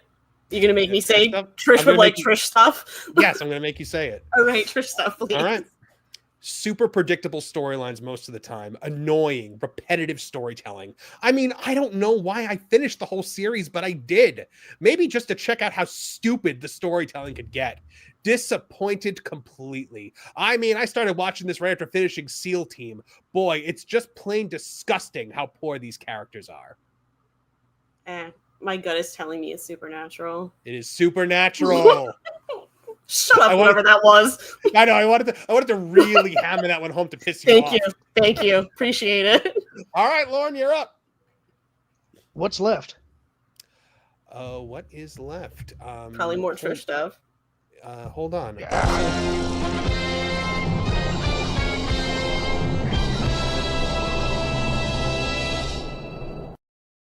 Kevin Apollo is here. Hello, everybody. He's a category now. Oh, Kev, welcome. We're in the middle of the game, probably in the back quarter of it. I saw. And after watching that horrible takedown of Supernatural, the only thing I could think was, "Mad Boy!" Hold on, guys. We're not done yet, because also joining us is a Mr. Vash Sky. Hey. Well, aren't we just a little Brady Bunch? We really are. We get one more That Park Place person in here. I think we launch a 51% attack. This is I declare mutiny. I mean, I'm also a That Park Place person, though, so it evens itself out. Just one more. That's very true. All right. So Vash, we are in the middle of our game. Guess the movie by its 1-star review. Now, Marvin, I'm going to let Vash take over for me, because I've got to drop out for a little bit. I've got a big travel day tomorrow. Well, thank you very much for being here, Pro, and I thank you very much for all those gifted memberships. We really, really appreciate it. Yeah, and I want to congratulate you on your anniversary. It's a big milestone, and the first of many, many, many more to come. And if you wouldn't mind, you back in the studio, if you could clean up all the orange fur, it's a problem. Yeah, it's always been an issue. Yeah. Thank you, Pro. Later. Thank you, Pro. All right. Whose turn was it? I think I was asking you what's left. Yeah. Oh yeah. Okay. So our categories are Marvel still has some left, Star Wars still has some left, Batman still has some left, and Trish stuff. Let's go with Batman. All right, let's go with Batman for Lorn. Let's see, Batman. To say Batman and Robin is the worst Batman movie when this exists is criminal. This movie sucks. The Batman. Is not the Batman. Anybody want to try to steal? I'll try. Is it Zack Snyder's Justice League? No, it's not Zack Snyder's Justice League. Though it wouldn't be a Batman movie. I'm just pulling it because we haven't heard it yet, but I'll say Batman Begins. It is not Batman Begins. Okay. These are all theatrical. Better not be Batman. Can I try to steal it? Better not be. Hi, Jonas. Is it Batman remember- v Superman? Oh, no, it is not Batman v Superman. Well, it is Batman v Superman if we're talking about the worst Batman movie. It is. But that's the catch, you see. I'm about to Vash. You want to take a? I'll steal Dark Knight Rises. No, it is not, guys. You're all going to be really pissed off when I show you which one. Batman 66. It is Batman 66. No! What? Oh. They don't understand. The bomb. They don't understand what this movie is. They don't. There were so many like tone deaf reviews when I looked in Letterboxd. It was all just like, this is a mockery of Batman. Oh, you bless your Gen Z heart. Never read a Silver Age comic in their life. No. Jonas, you are up, my friend. I believe we still have Star Wars. We still have Batman. We still have Marvel, and we still have Marvel. Let's go with Marvel. Marvel. All right, let's go back to Marvel. I have so little words. This movie is bad. Just bad. It feels narratively incoherent and emotionally draining. The characters are flat and the action is bland. I will give credit to some of the actors and VFX work, specifically for every character's name scene. They're the epitome of what this specific power set should be like on screen. Or I'll even give you that one. They're the epitome of what a speedster should be like on screen. The Eternals. It is Marvel's Eternals. I agree with this review 100%. It is a good review. And in fact, the speedster effects are one of the few ththings they got right. There's one good fight in this whole thing. I wish I cared about a single person in it. Mm-hmm.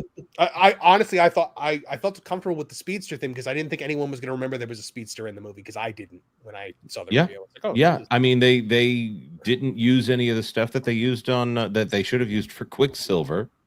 And they instead, even though they're spoilers for Eternals, if you want to plug your ears for just a second. Hey, I was going to watch that tomorrow. I'm gonna go ahead and take my headphones off right now. No, I'm joking. Yeah, the Eternals turn out to be robots constructed by their master, but for some reason they make one of them unable to speak. She's not even deaf because she can hear vibrations, but for some reason they give her sign language. Why? Because they wanted to put a deaf actress who used sign language in the film.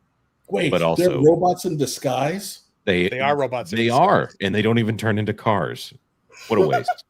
All right, Vash, you are up, my friend. You got Marvel. You've got also one of them can turn into Angelina Jolie, so there's that. Let me go Star Wars. I'm gonna try. Star Wars. Let's see which one. All right, this is the second to last Star Wars one. Max Rebo deserved better. I'm gonna steal. I'm guessing Skeleton Crew. No, it is not Skeleton Crew. Lorn, you want to steal? It's a Book of Boba Fett. It is not the Book of Boba Fett. What? It is Return of the Jedi.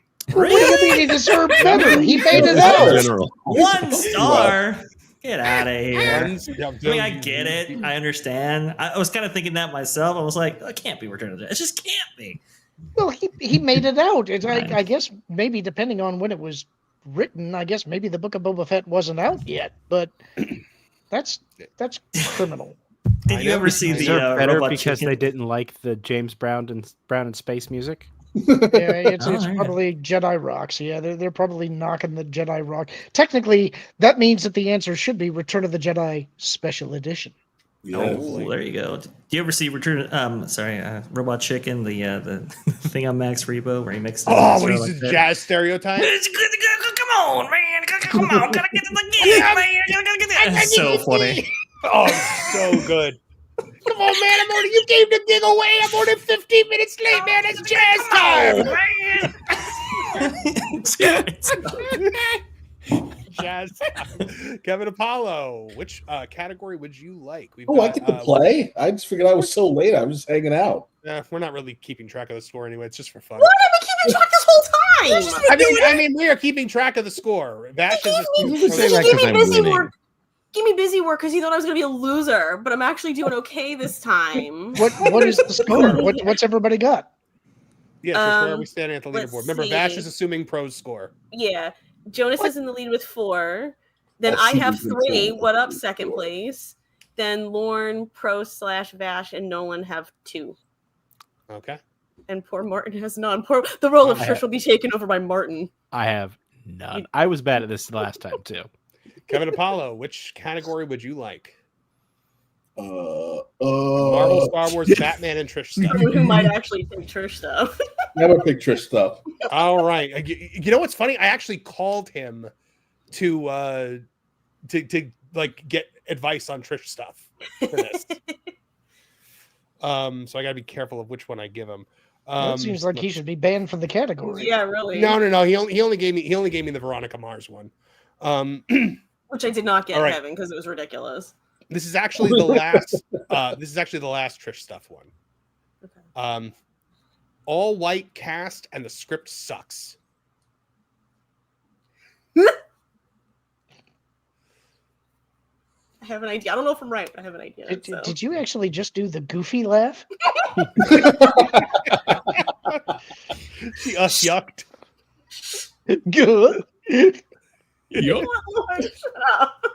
Gorsh. All right, so it can't be supernatural. We did that already. All right, so what you got, Kev? There are it can repeat. It can there can be repeats. I'm calling a steal now, guys, just so you know, in case he's not right. Oh, I know there's can't be Veronica Mars. Supernatural? No, Trish. Is it Gilmore Girls? It is not Gilmore Girls. Oh my god, it sounded like it should be Gilmore Girls. Ow! If it wasn't Supernatural, how can it not be Gilmore Girls? Martin? Is it Guns and Roses? Is it Buffy? It is Buffy the Vampire Slayer. I was gonna say Buffy the Vampire Slayer. Goodness gracious. Martin is on the board. Martin's on the board. Nice work. Who was Kendra, Nikki Wood, her son in the 7th season? There are not white people on that show. Well, the main Eventually. Unfortunately. Joss will always let one show up eventually. Yeah. I can't think of any in Gilmore Girls. All right, Trish. I can't. All right, there's no more of mine left, so I guess Marvel. Marvel. All right, let's see. We have 1, 2, 3 Marvel. I'm still thinking about more now. I just want to keep laughing with the Goofy. All right, Trish, you ready? I don't think the world really needed Hocus Pocus as written by Ryan Murphy, but what do I know? Is it Agatha all along? It is Agatha all along. That's actually a great description of that. It really is. I saw that was the first 1-star review for that I saw, and I was like, "Oh, well, this is an easy day at the office." Really? Yeah. Martin Stone, pick your poison. We got left a little Marvel, a little Star Wars. We got a little Marvel. We got 1 Star Wars left, and we've got Is there a Batman? I'm trying to think of. See, we've got 1 Batman left. Let's close out Batman then. All right. Not my Batman. Not my Batman. Wow. You got to think of which Batman people would have said that about. That seems a little unfair. Come on. I actually think this is an easy one.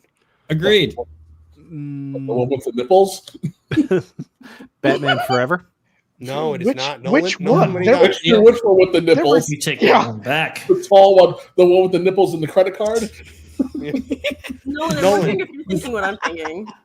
This is clearly a Snyder bro, so it has to be the Batman. It is the Batman. That's what I always think. Not for different reasons, but that's what I always forget about emo Batman. Yeah, but I guessed it twice and was wrong both times. So yes, but I gave it to you, and I thought you were going to guess it again. But right, Nolan. All right, let's go for Star Wars again. Finish it out. All right, we're finishing out Star Wars. This is a long one, so buckle up. Okay. The single most reshot film ever made. Absolutely none of this coalesces into anything meaningful, nor does it ever pass into the realm of simply being coherent. You can't convince me that anyone cares about a single one of these characters, at least as they exist in this film. In its worst moments, it devolves into a little kid banging action figures together, just desperately hoping that you feel something, anything, during this entire experience while never putting in the time or effort to make that actually happen. The cameo stuff is some of the most bankrupt crap in this entire franchise, a complete misremembering of what purpose those characters were even meant to serve in the movies to begin with. Did you pull that up on Twitter? I am going to say, because of the reshoots, Solo. No, I'm going to say Steel. Jonas called it first. Go ahead, Jonas. Should I call it by its real name or what it should be referred to What as? it should be. The Rise of Palpatine. No. What? It's not the Rise of Skywalker? Ow. It is not the Rise of Skywalker. Okay. How can it not be? It could be Rogue One. It is Rogue One, a Star Wars story. This is one of the few I know. bright spots. Does that count as a point? Does Kevin get a point? Yes, Kevin gets gets a point. I was Yeah, giving him Kevin anyway. I was making an executive decision. You have to think like an idiot. Other than the fact that the movie is insanely reshot because Forrest Whitaker, his eye is all over the place every time he's in a scene. The story makes Forrest Whitaker. It does. Anyway. Forrest Whitaker is the king of that was an interesting choice. Lorn is the closest I've ever seen to a human being actually champ at the bit. I am personally offended by that. I know. I knew That you I know did. that feeling. Wow. I'm with you, partner. I had that feeling today, Nolan. Only I Nolan do gets like your that one. executive decision, though. I do respect the executive choice. All right, so we have 2 Marvel left. We are done with Star Wars. We're done with Disney live action.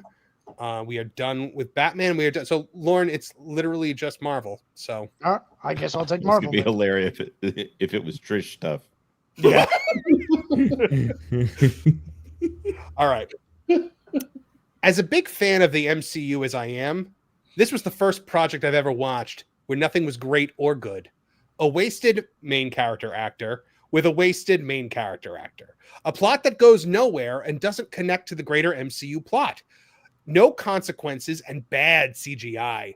Nothing could save this post-pandemic show from being bad when all the other ingredients were low to begin with. One more time. All right. As a big fan of the MCU as I am, this was the first project I've ever watched where nothing was great or good. A wasted main character with a wasted main character. A plot that goes nowhere and doesn't connect to the greater MCU plot. No consequences and bad CGI. Nothing could save this post-pandemic show from being bad when all the other ingredients were low quality to begin with. Vash has got a shot at it. Give it to him. All right, Vash, what do you got? Steal Falcon Winter Soldier? No, it is not. That's what I was Falcon and the Winter thinking. Soldier. Can I Really? go for a steal with WandaVision? Go for it. Go. No, it is not WandaVision. Anybody else want to steal? Can I do a steal with Hawkeye? It is not Hawkeye. Moon Knight. Secret It is not Wars. Moon Knight. Shang-Chi. Secret Wars hasn't come out yet. Echo? Vash. Secret Invasion? Secret Invasion. There you go. The worst. Who said really that? The worst show. You're getting a That was point. Martin. That was Martin. Vash almost said it, but he said the wrong. Yeah, Right. I almost said it. And I got it wrong. I was actually because- trying to Yeah, ask well. Vash if that's what he meant. So I You don't know what? Then deserve you know that. what? I'm making my own rules. You're both getting a point. Oh, there you go. You're a man, Trish. Okay, so Jonas, we only have one left, and it's all yours, buddy. Okay. What is it? Listen, this was definitely directed by Disney and produced by Disney people, and I wasn't vibing with it. Is this character a cool character? Yes. Was this the best way to introduce him to the MCU? I don't think so. Moon Knight? No, it's not Moon Knight. By the way, I said M. I'll give you another shot because when I said M, I meant like them. M? Them. Them. Yeah, like are we in Marvel? Are we in Marvel? Yeah, we're in Marvel. I purposely didn't use a gendered pronoun because I didn't want to give away the gender of the main character. So say it again one more time. This is Listen, this was definitely directed and produced by Disney people, and I wasn't vibing with it. Is character a cool character? Yes. Was this the best way to introduce them to the MCU? I don't think so.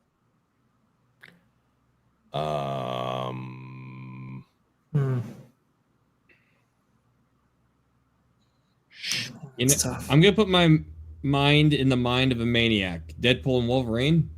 He hasn't even gone yet, Nolan. You're trying to. Oh, I thought he already went. Sorry, I was going What for are you doing? You're taking too long. And no, it's not Deadpool and Wolverine. Oh man. Like Nolan is doing his best ludicrous right now. I mean, if it's not Moon Knight, then I'm gonna. There are very few titled character shows in the MCU right now, so She-Hulk. No, it is not She-Hulk. Anybody want to try to steal? Trish? Daredevil? It's not Daredevil. Oh, I forgot that counts. Yeah. Yeah, I know, right? Captain Marvel? It is not Captain Marvel. Does the Sony stuff count? No. Is it Miss Marvel? It is Miss Marvel. Whoa. That was a thing. That's a cool character. Wait, yeah, I was like, that's a cool character that says no one ever. You gotta put Almost right yourself. again. You gotta put yourself in the mind of the idiots. Who said Ms. Marvel? I did. Martin. Martin, you get another point. Woo. Martin winning. He's on a roll. No. All right. Well, that's the game, Trish. So add them all up. Who won? We have a tie. Okay. Jonas and Trish are our winners tonight, folks. You guys win my undying admiration and respect. Okay, we should go by height then. That's not fair, Jim. That is. She's gonna win. Just crazy. Trish, I can't believe you won. I mean, all I had to do was make a category that was just for you, and I still didn't get them all right. Yeah, no, you didn't. Oh my god. By the way, Trish, I tried to pull a 1-star Angel review, and there were literally none. So I was like, maybe I'll go to 2 stars. There were literally none. Maybe I'll do 3. There were literally none. But you could have done Buffy twice. Every Google review for Angel was 4 or 5 stars because it's a better show. So yeah, but he's not the better vampire. All right. Well, we got some super chats. I'm sticking to it. We've got some super chats to get to. Oh, Liquid Fox. I'm sorry. I didn't see this one. Where he says like, "Hi, Pro. Oh wait, you can't hear my Kermit voice." That was for $2. Thank you, Liquid Fox. Let's see. That brings us to $4.55, guys. We are $45 away from you guys seeing the rest of those T-shirts designs. King of the Monsters checking in, and he's saluting the American flag for $2. Thank you very much. That's right. Let's see. Aldo's Journal, member for 2 months, says, "Try the Trish stuff. It's delicious. Don't believe me? Ask the dishes." But for real, congrats to the team on this milestone for many more years. Cheers. Thank you, Aldo's Journal. Appreciate that. Luke Cauffield says, "You used that same Harry Potter review last time." I did not remember that. Neither did Trish. Did I really? I don't. I legitimately didn't remember that. If you did, yeah. Last time we had a whole like Harry Potter category. So, that Black Bear for $2 says Kevin's garbage this morning was 1 star. It's because he's not home to throw out all those good food stuff, you know. Aldo's Journal for $2 says Kevin is wearing a polo, a Kevin Apollo, if you will. Yes. I've made that joke many times. Oh my goodness. Hand me my Apollo, will you? that is a very much a dad joke. All right, guys. So now we got to dive back into the news. Jonas Vash, you guys still good to hang with us? Hold on. Because we have a very rare opportunity here. We have Martin and Jonas in the same place. And I need to hear Martin and Jonas go to the movie stories. Because Martin always talks about Martin and Jonas going to see Pootie Tang. No, we went to see Undercover Brother. Sorry. So, but my question is, did you guys go see Soul Plane? I think Soul Plane was past the time when we were hanging out in the same town. I think so, yeah. Oh my goodness. I'm trying to think here, because there was a summer when we had seen which was the Undercover Brother summer, where we had seen every movie in theaters. And so that was the only option. And we were getting the side eye as everyone walked by going, what are they doing here? Yeah, it was not the theater in the good part of town. There's theater that white people go to, and the theater that white people used to go to. All right. But it was the theater in our neighborhood. That it was. Oh my goodness. All right, guys. So next on our list of news items to discuss, Marvel's new Black Panther is white. Yes, seriously. Oh boy, this comes to us from That Park Place, as all of our articles do. But in one of the most unexpected turns in modern comic book storytelling, Marvel has introduced a white Black Panther as the new ruler of Wakanda in Marvel Knights: The World to Come, Volume 1, Number 1. The mantle long associated with King T'Challa and Wakanda's African legacy is now passed to his son, Katima, a blonde-haired, white-skinned warrior who defeats T'Challa in ritual combat and claims the throne for himself. The move has already sparked widespread discussion across fandom and social media, with many shocked not only by the storyline, but also what it represents in the broader cultural landscape of superhero fiction. All right, Kevin Apollo, I know that you have a take on this, and I really want to hear it. Well, I'm kind of bored with it, and here's why. This is the last desperate, sad bullet in the woke pew pew. This is strictly to own the chuds, because what happens every time we call it a lame race swap? Someone inevitably goes, "Well, what are you gonna make the Black Panther, Brad Pitt or Ryan Gosling?" And so they said, "I'm playing my pitiful Uno reverse card, and I've got you now, chuds." The only problem is No one cares. It's a Marvel comic book. They don't sell. They just put retailers out of business. So this is what I said on I was on the HCast earlier, and I said the comic book industry is not dying; it's dead. And this is the only way. And this is the only way for them to drum up anything. But here's my thing, guys. He comes in and he defeats T'Challa in ritual combat. If you guys think for a second that the white Black Panther is not the villain of this comic book, then I don't know what you're thinking. But this is 100% the villain of this story. Anybody disagree with that? Isn't there already like a white brother of T'Challa or something like that? Yes, the White Wolf. They gave the character to Bucky. And skipped the cast altogether in the MCU. So they've eliminated the character in the MCU then. This is what I was trying to express in the pro show when we actually covered this story, because as Marvin beautifully points out in his article, the exchange that happens after that duel, it's like, Wakanda's mine. It's like they're clearly going for the villain type character. So they're already putting this guy down. It was 2 seconds away from being. Because I'm Flint Harker, I'm gone, and I always will be. Sorry, I saw an opportunity. I'll play the role of Spencer, just to be fair. To be fair.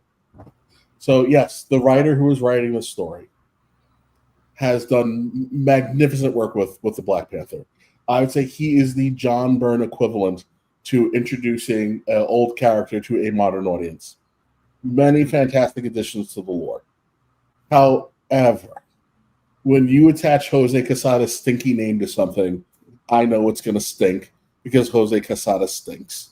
The Marvel Knights line was awful. It was awful the first day they did it. It was an excuse to try to subvert the Comics Code Authority. And you've all heard me say many times, the day the big two abandoned the Comic Code Authority is the day the comic book industry died, because they had to stop being creative and they just got lazy and hit you with shock corn and mega violence and hypersexuality, and made it so that you could not pass this on to your children, so that you did not have to actually think about how to apply your craft. It is just lazy, dirty, stinky dreck. I'm going to push back in one aspect. One thing that the dropping of the Comics Code Authority gave us was Legends of the Dark Knight. And you're not going to tell me that was not a fantastic series. All right. I'll give you that one. This decision with Black Panther, though, doesn't that give T'Challa multiple kids with multiple women with whom he's not married? Yes, because I think technically T'Challa should have 2 white kids. Yeah, and I know, the fact that if he is actually T'Challa's blood son, it means he's mixed, but he doesn't look mixed. I'm sorry, this guy does not look mixed to me. No, he looks like he's Sabretooth's kid. The Dukes are sitting at home right now. We know he's he's a combined blood, and there's a sweet little pinch of sweet mahogany flowing through his blood. He tans magnificently. That boy. That's not how you do a black person impression, Kevin. I'm not. Listen, I can play the role of the Obsidian Shield, but I don't want to. I don't want to test the YouTube algorithm. You know what? If you because you weren't here for the introductions earlier, I was literally going to introduce you this week as the guy voted most likely to surprise people who have only ever met him on the phone, Kevin Apollo. Yeah. There have been many a surprised father at a first date. I think one interesting way they could take this story, if they hadn't already kind of tipped their hand, is instead of seizing the throne, what if they had a storyline where he was going to inherit it but didn't want it? Could you do something interesting with that? Maybe, but in this story, Storm dies during what they refer to as the Great Race War. So not a lot of thought went into this. Is that like between the speedsters or is that? That's exactly what it is. It's just a bunch of speedsters running, and she gets run over. Has nothing to do with anything. What made this one great instead of mediocre? Yeah, that's very true. I mean, there have been a lot of mediocre race wars out there in the past. But right. Remember, what was you the got name it? of That's what we love about Martin. It's the slow burn. what was the name of the terrorist group again? Was it the it was like the shark Aquamarines? The Aquamarines. Right. Oh gosh. The Resistance Aquamarines. Pastels, the winters, the summers. It's like, Behold the power of sounds like a My Little Pony villain. The heel terrors. Who can stand before the might of the opalescence? Guys, moving along from this, I don't know if you guys saw the Wicked trailer came out today for Wicked for Good. We actually have an exclusive clip to play from it. Oh, we're doing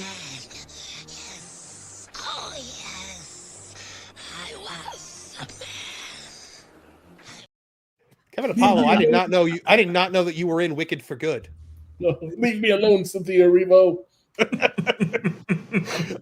No, but my wife did make me watch it a few times. But Jonas J. Campbell, I know that you have to leave us. Thank you for being here tonight, my friend, and thank you for all your support and mentorship over the last year with this show. And I'll talk to you tomorrow, I'm sure. Yeah, tell the fine folks where they can find more about what you're up to. You say mentorship, but really, we just talk on the phone sometimes. That's just fancy for talking sometimes, you know. Good, great job that you're doing over here, Marvin. I'm always impressed. Thank you. I'll talk to you soon. And tomorrow, at 11 a.m., we'll be doing extra magic hours on that Park Place. Nice. And I think I'll be there. Yes. Salute Catch you later, to all closing attractions, but mostly Muppet Vision 3D. There you go. There you go. I should be there for that one. I'm not sure if I'm going to be able to be because it's the day before I move. So we'll make every attempt. Yeah. I know when you get up in years, you got to plan those things out. And when the schedule hits, you got to go when you got to go. Those movements, they hit. That's why we were late today. But all right, Jonas, thanks very much. All right, guys. Bye. All right, guys. It is time to talk about, remember what it was like in junior high school? All the drama that went on there? Kevin, it's our time to shine. I think it is. Oh, my goodness. It is. Blake Lively moves to withdraw emotional distress claims as legal battle with Justin Baldoni heats up. Now, guys, this is a multi-part story, so bear with me here. The legal saga. Scroll back down. What? Look, scroll. A little slower. Look at up. There you go. A little bit more. Ta-da! Oh, you ruined it. She almost lined up with the graphic. Oh. The legal saga between Blake Lively and her It Ends With Us director and co-star Justin Baldoni took another contentious turn this week as new court filings revealed that Lively is attempting to drop two key claims from her lawsuit while resisting full dismissal with prejudice. Now, Lively, who filed a federal lawsuit against Baldoni in December 2024, had previously accused the director of intentional infliction of emotional distress and negligent infliction of emotional distress. However, in a recent filing, Baldoni's legal team revealed that Lively now intends to withdraw those claims after opposing counsel sought access to her medical and therapy records during the discovery process. Quote, instead of complying with the medical RFPs, Miss Lively's counsel recently advised us in writing that Miss Lively is withdrawing her infliction of emotional distress claims. Reads a filing submitted Monday by Baldoni's attorney to U.S. District Judge Lehman. However, Miss Lively has refused the Wayfarer party's reasonable request that the withdrawal of such claims be with prejudice. Now, what does that mean, guys? No, it does not mean that that Blake Lively is withdrawing and also stating that she doesn't like certain people. No, withdrawing with prejudice means you are not able to refile that claim later on, which seems like a pretty decent thing that you would be able to file in a lawsuit like this, guys. Am I wrong? No, you're right about that. Yeah. But she doesn't want to do it because clearly she wanted the discovery to end. They don't get her medical records, and then she refiles them. But Baldoni's legal team wants the claims dropped permanently. Now, all of this went on, and eventually we got to the point where the judge literally just said, Work it out. The U.S. District Judge Louis Lehman issued a ruling in the Southern District of New York addressing Lively's attempt to drop her claims of emotional distress.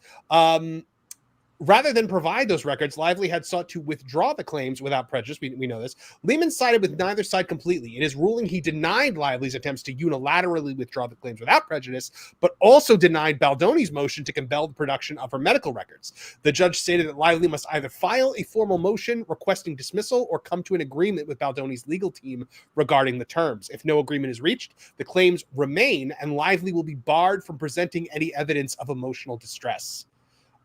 So guys, she is scrambling here. I mean, seems like it. Kevin, I'm sure you have opinions on this. I was actually just imagining the judge being like the judge from Ghostbusters 2. Mr. Baldoni, shut up! Miss Lively, shut up! And there's a little cup of goo just dancing and waiting for Taylor Swift to pop out of it. Wrong trial. A cup of goose with Amber Heard. A cup of poo. I mean, I don't know if you're alleging emotional distress, and then all of a sudden they're like, okay, well, let's see the proof of that, and you immediately try to withdraw. Oh, Judge, Your Honor, just trust me. Kevin, her evidence was you just gotta trust me. You gotta trust me on this stuff. I am so disturbed. You don't even know. Just trust me. It happened. I swear. Vash Sky, have you been following this ongoing nonsense trial? Not super closely. I will say that this does not make Blake Lively look very good. I mean, because all of the trades have been running with, she files to dismiss this case, which, I mean, you're basically putting up the white flag. You're basically signaling retreat at this very juncture right here, which, I mean, as a plaintiff, it just doesn't make it look very good. So she's pretty much beyond done. I mean, like at this point, it's just play acting. I don't know why they don't just come to some kind of agreement and just drop it all together. But we are going to trial in March, which he should not. He needs to fight this to the end. This is a modern day Spartacus. I think his career is over too. Yeah, it's not going to matter. It's not going to matter if he wins the money, even part of the money. It's not going to matter. Right. He's asking for something like $500 million or something in total. 400 million. 400 million. Guys, what if I told you that there was something worse than losing $400 million? What if it Blake Lively? Because Taylor Swift has ghosted Blake Lively amid the Baldoni legal war, allegedly ignoring Blake's, quote, groveling excuses. I mean, to be fair, yeah, Taylor Swift should absolutely be ghosting her after what Blake Lively apparently tried to pull. Taylor Swift is reportedly going ghost on her longtime pal Blake Lively. The pop superstar has allegedly severed ties with longtime friend Blake Lively following the actress's escalating legal battle with Justin Baldoni. According to a report published by the Daily Mail on June 3rd, Swift has gone no contact with Lively after being dragged into the courtroom drama, reportedly ignoring all text calls and emails. But my favorite quote is they said, even though Taylor has cut ties with her, Blake hasn't with Taylor, a source told the Daily Mail. She's been reaching out to her with texts, voicemails, and even emails begging to mend what they once had. Blake isn't giving up on trying to get her friendship with Taylor back on track, but the report claimed, then they said Taylor hasn't responded to any of Blake's pleas. She's ignored all her groveling excuses. The missives explain there must be some misunderstanding on Taylor's part and that she would never do anything to harm their 10 years of closeness and personal secrets. The source went on to say Taylor obviously still means so much to Blake, but Taylor's totally done with her, and as of right now, no requests will mend the bond as far as she's concerned. Guys, has she tried playing some Peter Gabriel music outside her window? I'm sure she has. I have also heard that I saw an article today and it seems so unbelievable that I haven't run with it yet because I'm still looking into it. But it was that like Blake Lively is like trying to surround herself with like a new group of friends to make Taylor Swift jealous.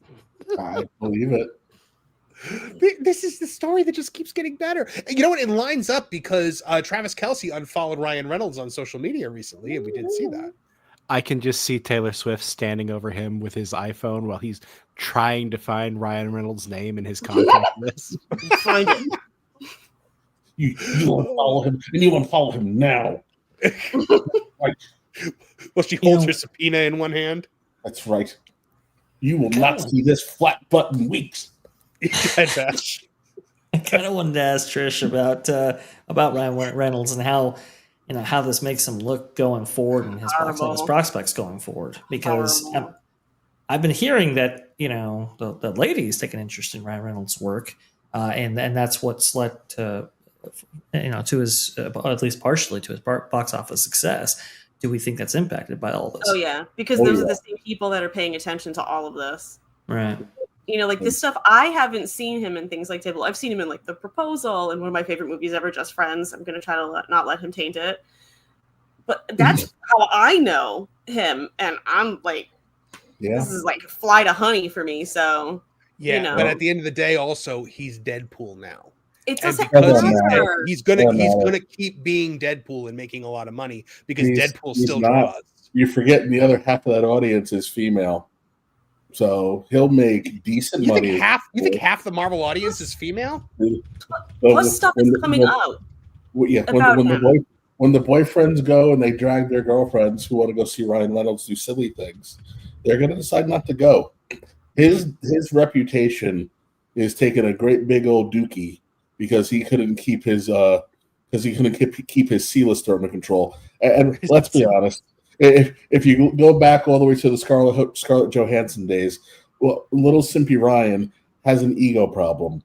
He couldn't handle that ScarJo was more famous, so he won't with the C-lister, because honestly, who downgrades from Scarlett Johansson? Then he watches terrible behavior. You have other actresses of how miserable he is to work with. Then you've got what he did to poor Jake Gyllenhaal. This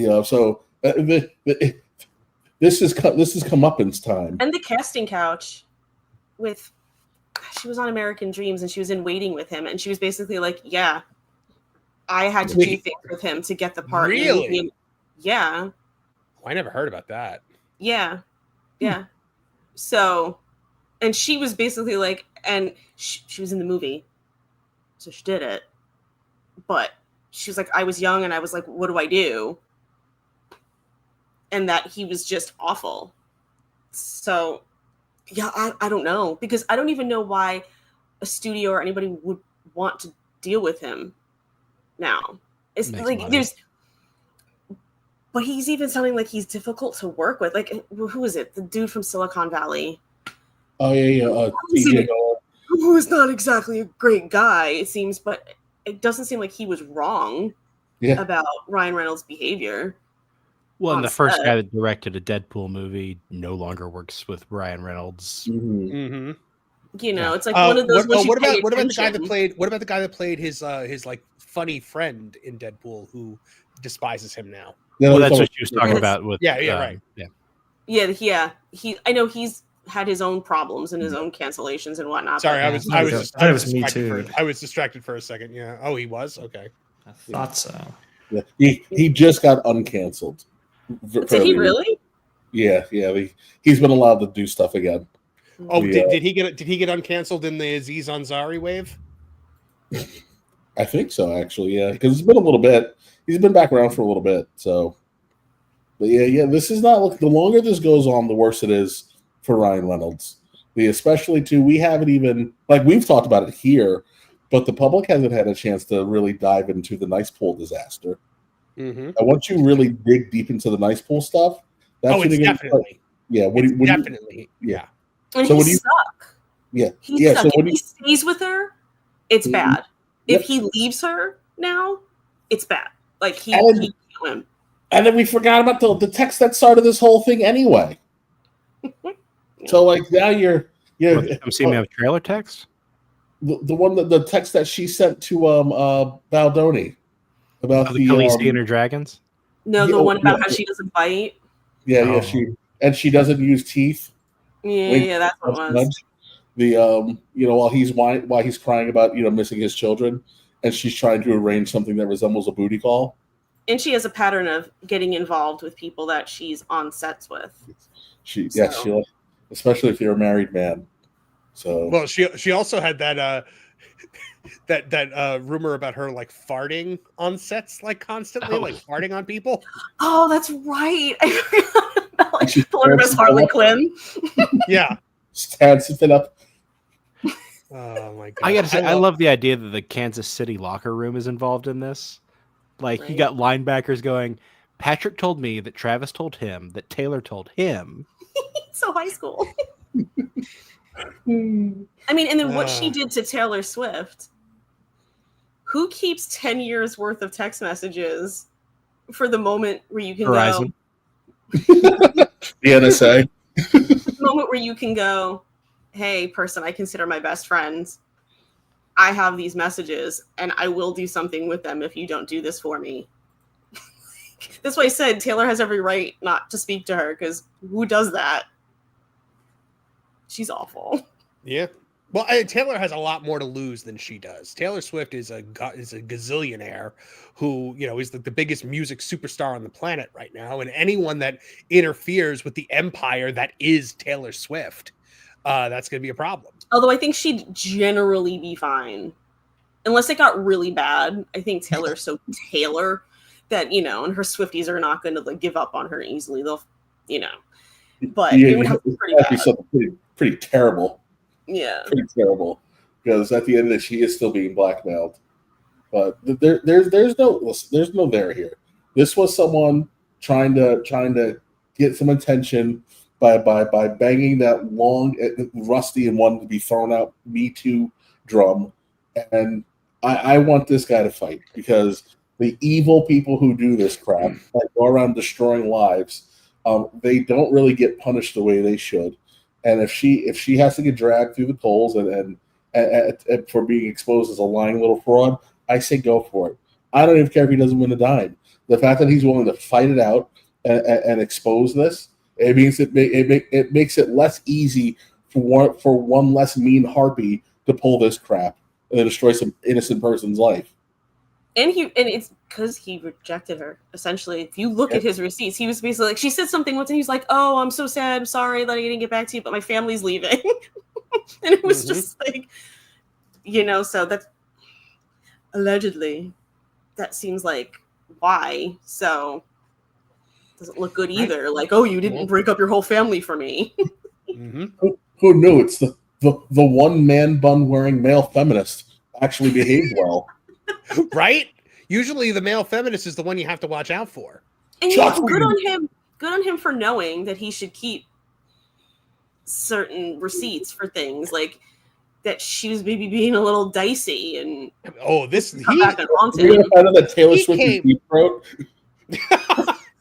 he came with so many receipts though. Like he came with like text messages and emails, and my goodness, like this guy was prepared for this. I mean, I would assume when you're kicked out of the premiere to your smash box office hit movie and you have to watch from the basement like he had to because of her, then you start preparing for court. A future Baldoni appeared to him. Save your receipts. Don't forget this thing. I don't know if you guys know this or not. Like, it could have had a follow-up. There's a second book that follows this. So that was also in jeopardy from all of this too. Like, he could have parlayed this into the next movie. And she went and ruined that too.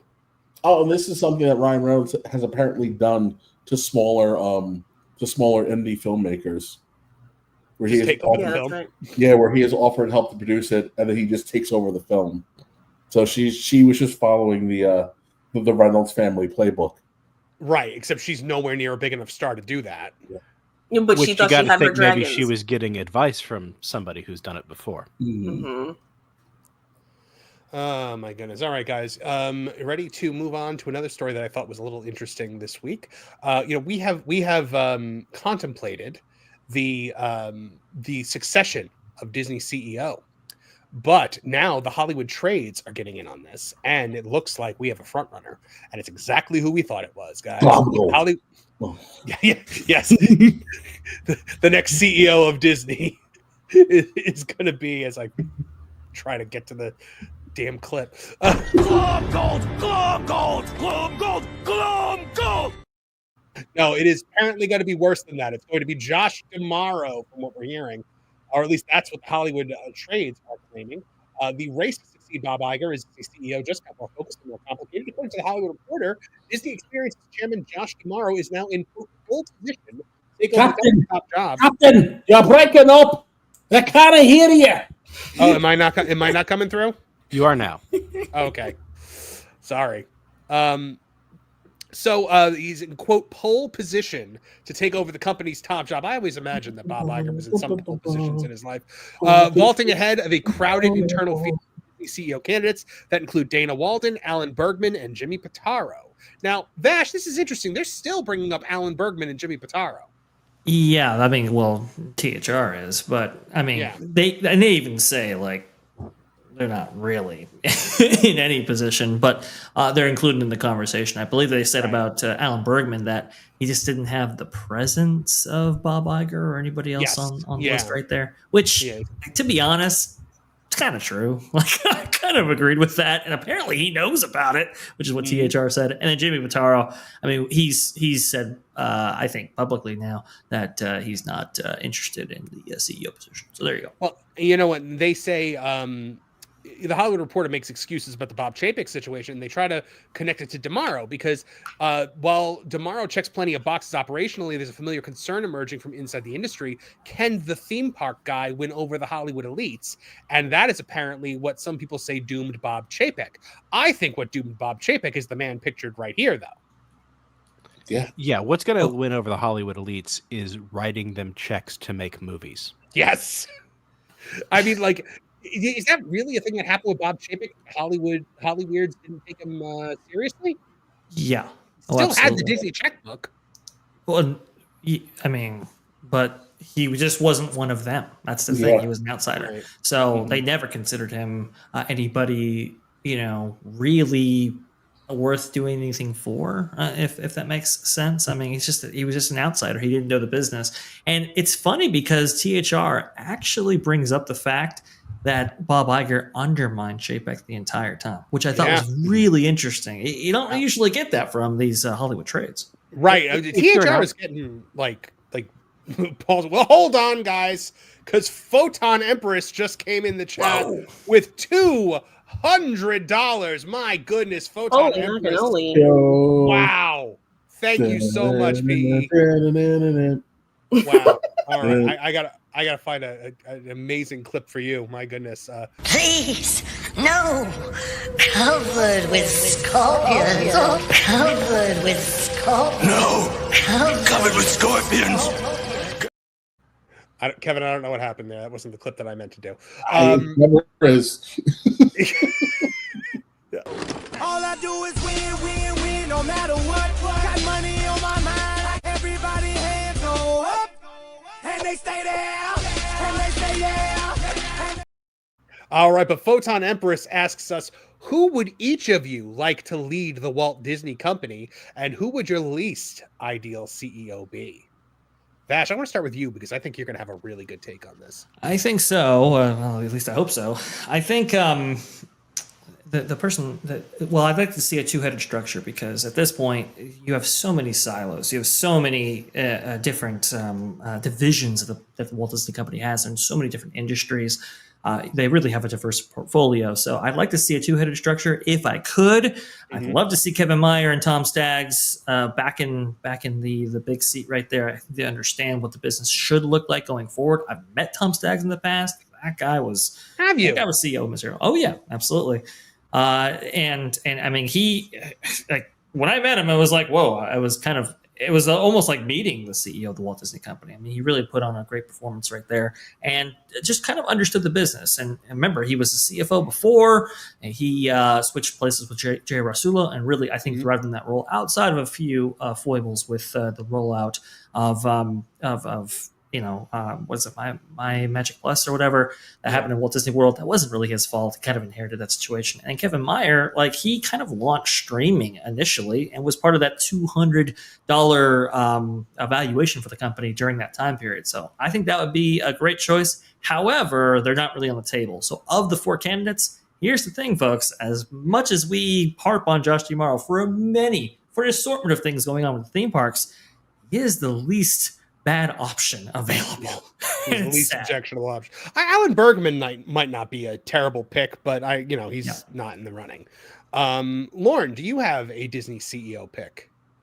I don't know the personalities well enough to be able to say. I do think that whoever the next needs to be kind of a showman. You need somebody with a little bit of razzle dazzle, somebody who is like a Walt Disney. You got to have sort of a fatherly, paternal aspect, but you also got to be able to put on a show and have charisma.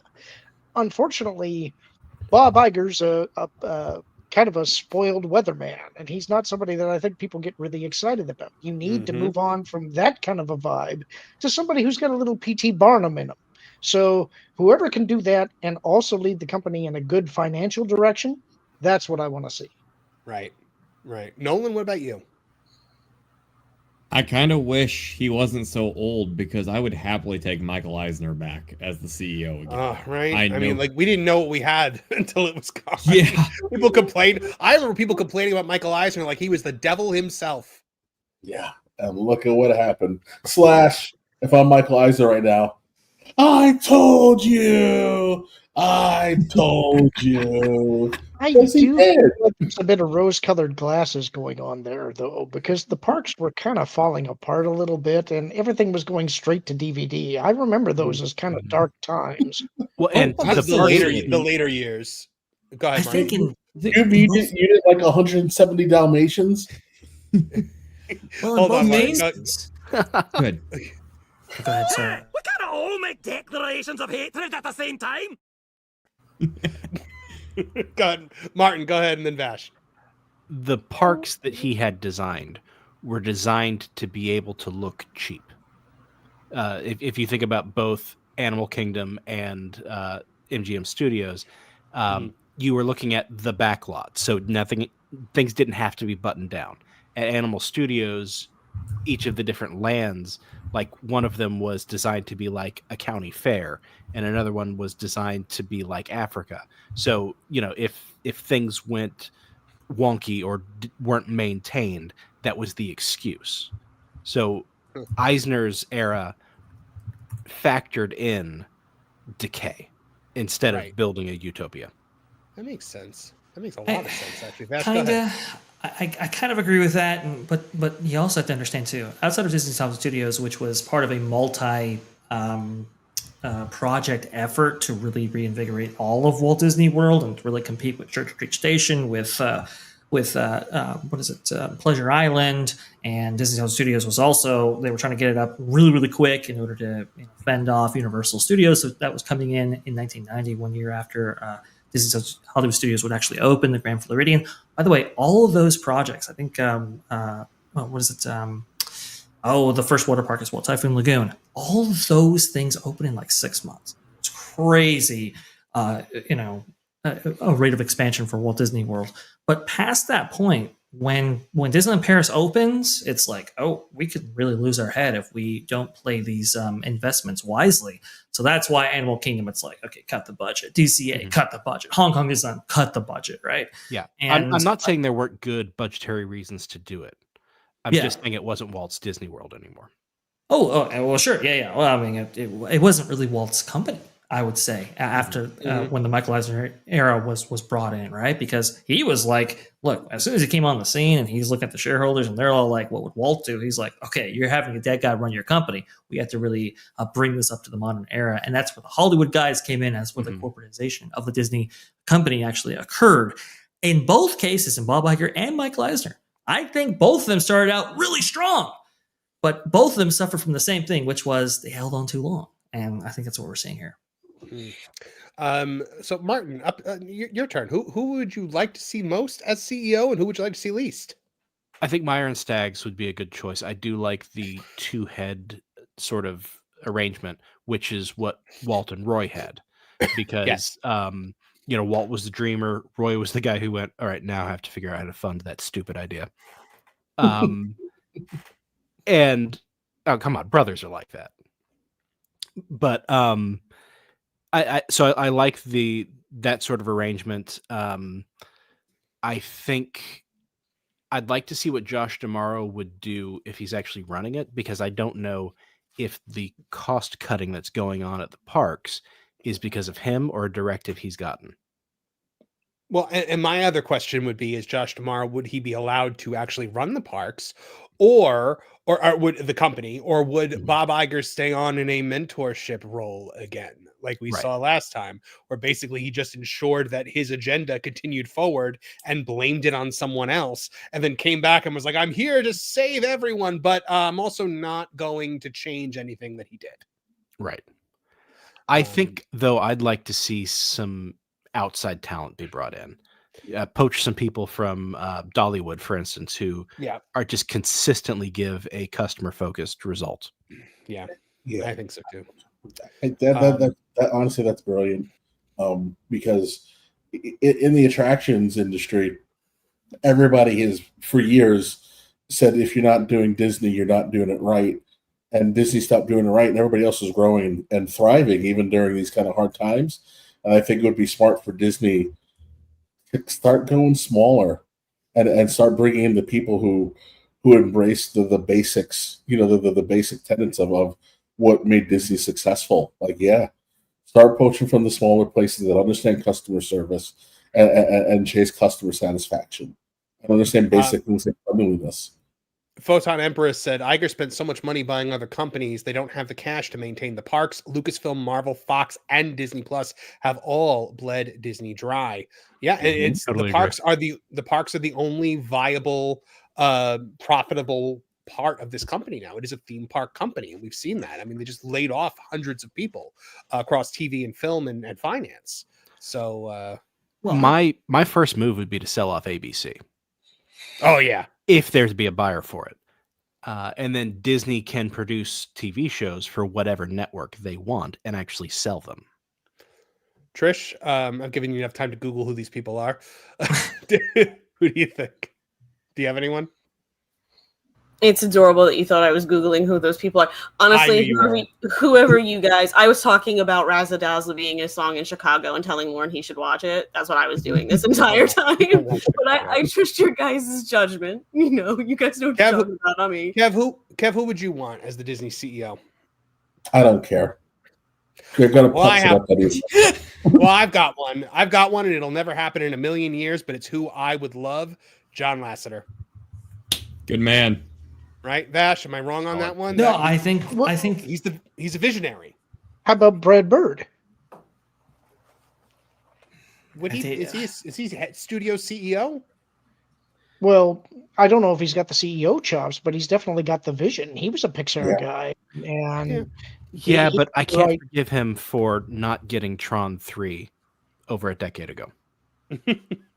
Yeah, well, that's a fair point. I mean, John Lasseter understands, like he understands how the business operates. That's one, right? He has relationships in Hollywood. I really did. I mean, he was executive producer on pretty much everything, even live action. I mean, he contributed to Force Awakens. A lot of people don't know that. He contributed to a lot of the stuff that they were doing in live action, infused the company with so much talent. I mean, it was just off the chain, which is why I disagree with Fulton Empress just a little bit, because those acquisitions were actually very, very beneficial to the company, most especially the Pixar acquisition with John Lasseter.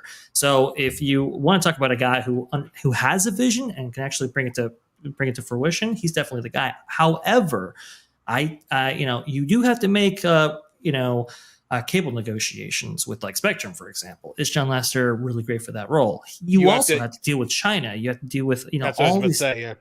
You got to deal with the Chinese government. Mm-hmm. Exactly. I mean, you have to deal with all these different things that is really difficult for one person to do. So again, I go with that two-headed structure. John Lasseter would be a great visionary. He'd be great creative.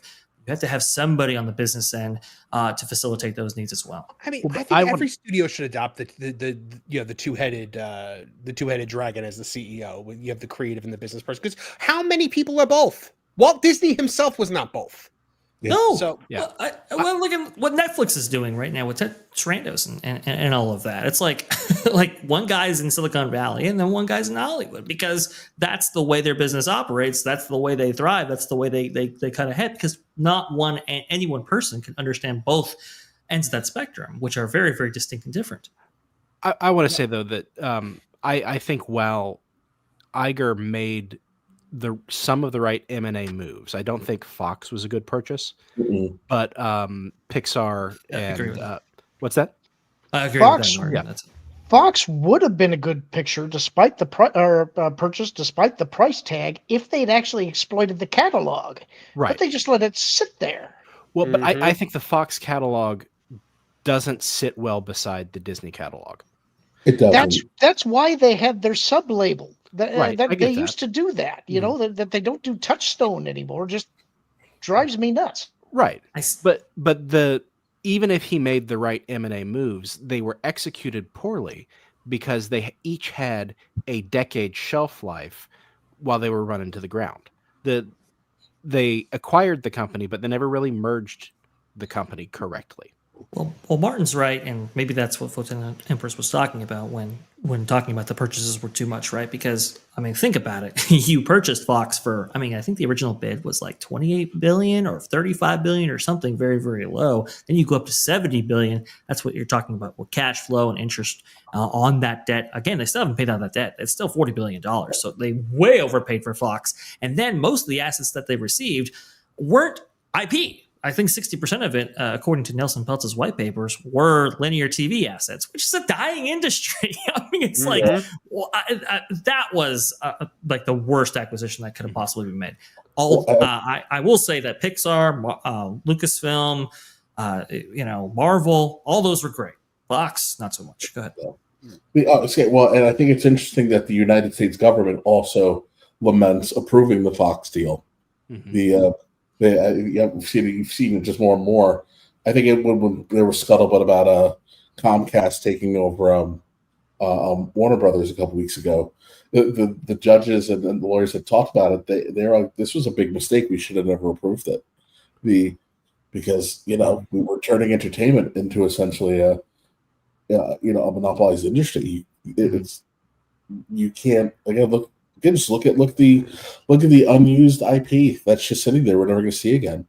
Right. I thought when they bought Fox, it was to fill out the Disney Plus catalog because they just didn't have enough content for their own streaming service. But they never really executed on that. They didn't really put the Fox back catalog onto Disney Plus or even Hulu. I don't think they thought very far beyond. We want the Fantastic Four. We want the X-Men. We want Avatar. I think Iger was also enamored of having Planet of the Apes. Yeah, I could see that. Bob, what are you thinking? I love that clip.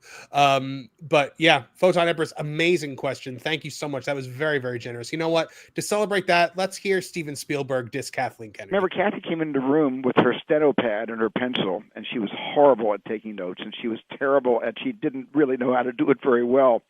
But what she did know how to do was interrupt somebody in mid-sentence. We'd be pitching ideas back and forth, and Kathy, who's supposed to be writing these ideas down, suddenly put her pencil down and would say something like, and what if he didn't get the girl, but instead he got the dog? God. Photon Empress had an amazing suggestion for CEO in the chat. Circa 10:31 p.m. Phenomenal suggestion. Best suggestion anyone has made. Oh, I think I know the entire night. I'll humor you. Yeah, I think she said Trish for CEO. Come on, guys. Clearly, got my vote. Clearly, I'm the most qualified. CEO Trish, what do you think our direction should be for Avatar? I don't know. I've never seen it. I don't know. Cancel it. We don't need 90. Cancel You are literally the opposite of Bob Iger. He watches every Disney movie 5 times, and you watch them 0 times. So, hey, Trish, can I wet my beak on some of that giant money that's being spent on Marvel movies? Sure, go for it. You got my vote. I don't need to have seen Avatar to know we don't need 90. We're good with like the 3 apparently, because isn't one coming out soon? Yeah, but they do make a giant amount of money. You know what the sad thing is? For some weird reason. Go ahead, Nolan. Trish being able to say, that's probably a bad idea, or okay, that makes money, that's probably a good idea, probably already makes her better than most CEO qualifications out there. They should at least listen to Martin's very valid point about Avatar actually making money. I'm just speaking like, do we need them? Yes. Oh, look, now Photon Empress has turned on you and said Lorn for CEO. You know what, Lorn? How about you and I are like co-CEO? All right, but are you going to handle creative or business? Trish, What are you all about business, brah. Yeah, you know more about the stuff. Well, okay. I'm happy to do creative if you're willing to handle the books and keeping everybody in line. Do you want to do that? You could do that part, my friend, if you want. I could just pick movies. I'll talk to all of you. Be like, should I make this movie? Yeah, you do the business end. Look, Trish, I'll be your Renfield and I'll help you out. Thank you, Mark. So, guys, before we get into the rest of our super chats for the night, I do want to circle back to a conversation that got derailed in the best way possible when Pro came on earlier and just started throwing memberships around. Speaking of the two-headed CEO, some of the things that one way that it would not be good is a Dave Filoni, a Dave Filoni, Carrie Beck, Lucasfilm. And I just think this is more of the same. This is defiant Kathleen Kennedy. This is Kathleen Kennedy basically just being like, I'm going to just, I am going to make sure that the people who take over from me do exactly what I did. And it's basically essentially going to be Kathleen Kennedy's apprentice in Carrie Beck and Dave Filoni, who always does whatever she says and is 100% on board with her direction for Star Wars. Lorn, am I wrong on that? No, I don't think so. And it's, to me, I think this is the worst case scenario in a lot of ways. And I've said this, I don't know how many times at this point. I don't know how you recover this. The only thing that I think they can do at this point, because they have to buy time to sweep out all the people that they have there now and bring new people in. So it seems to me you've got two viable properties still in Lucasfilm. You've got ILM to do the VFX, and you got Skywalker Sound to do the sound mix. They need to be farming out their services, working on as many movies as they can to continue to generate revenue to keep the studios viable. And then you get rid of all the creative people. You license out the license back to Dark Horse Comics for the comic side. You let other entities license for video games, board games, merchandise, all of that stuff.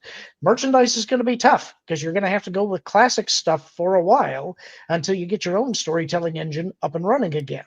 And you have to have a brain trust that's going to come in here and say, we are going to respect the IP. We're going to treat what came before, meaning the old. I imagine you probably have to do a little bit of culling of some of the EU, because part of the problem is that after the prequels came out, a lot of stuff didn't line up anymore. But you're going to have to figure out, what do we do after Return of the Jedi? And I think the way that you do that is you got to start fixing Luke Skywalker. Now, Mark said he's done with it. That's fine. I don't think that's a problem. But you still have to tell the story of the refounding of the Jedi Knights and the forming of the New Republic that is not corrupt and that doesn't fall. Then you've got to reintroduce the Sith. That's the way that I think that you do this. But it's a 10-year plan, and you've got to have something to fill that midpoint. That's where you have the licensing come in. By the way, I had to cut in again because every time we talk about this, memberships start flowing, and Photon Empress just gifted 50 Tooney Town TV memberships. My goodness. We are turning that chat green like never before here tonight, guys. We probably have 100 new members tonight, I think, by my count. I mean, this is unprecedented and amazing. Photon Empress, thank you. You are such a friend to this channel. I you know what? You get Hulk Hogan with some dog fries. This world will beat you down. A stick, you stick, you stick, you. I love that clip so much. My goodness. So did somebody say Lorn finally got a membership? Did Lorn, were you gifted a membership? I actually got look one. At you. You can actually watch your own show. You can watch Crime and Punishment now. It was actually kind of entertaining to see how many of these would get dropped and not get one. So I went, when it came up on the screen, I was like, oh my God. Oh my goodness. So thank you, Photon Empress. I said in the chat, but thank you. Seriously, that was very, very generous, and congrats to everyone who got the those memberships. My goodness, that's amazing. Yeah, Kevin got one. Oh, did I? Cool. Like, am I the only one that was paying for this?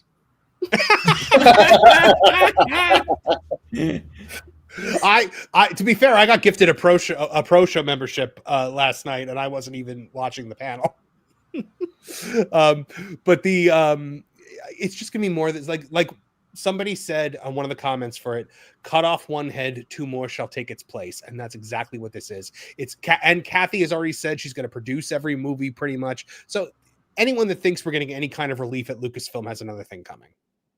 It's not happening. I just find it very funny how Kathleen Kennedy is taking notes from Bob Iger in this whole thing. Like, oh, I'm going to be, in the background to ensure quality. It's the exact quote from the Hollywood Reporter. It's like, what are you talking about?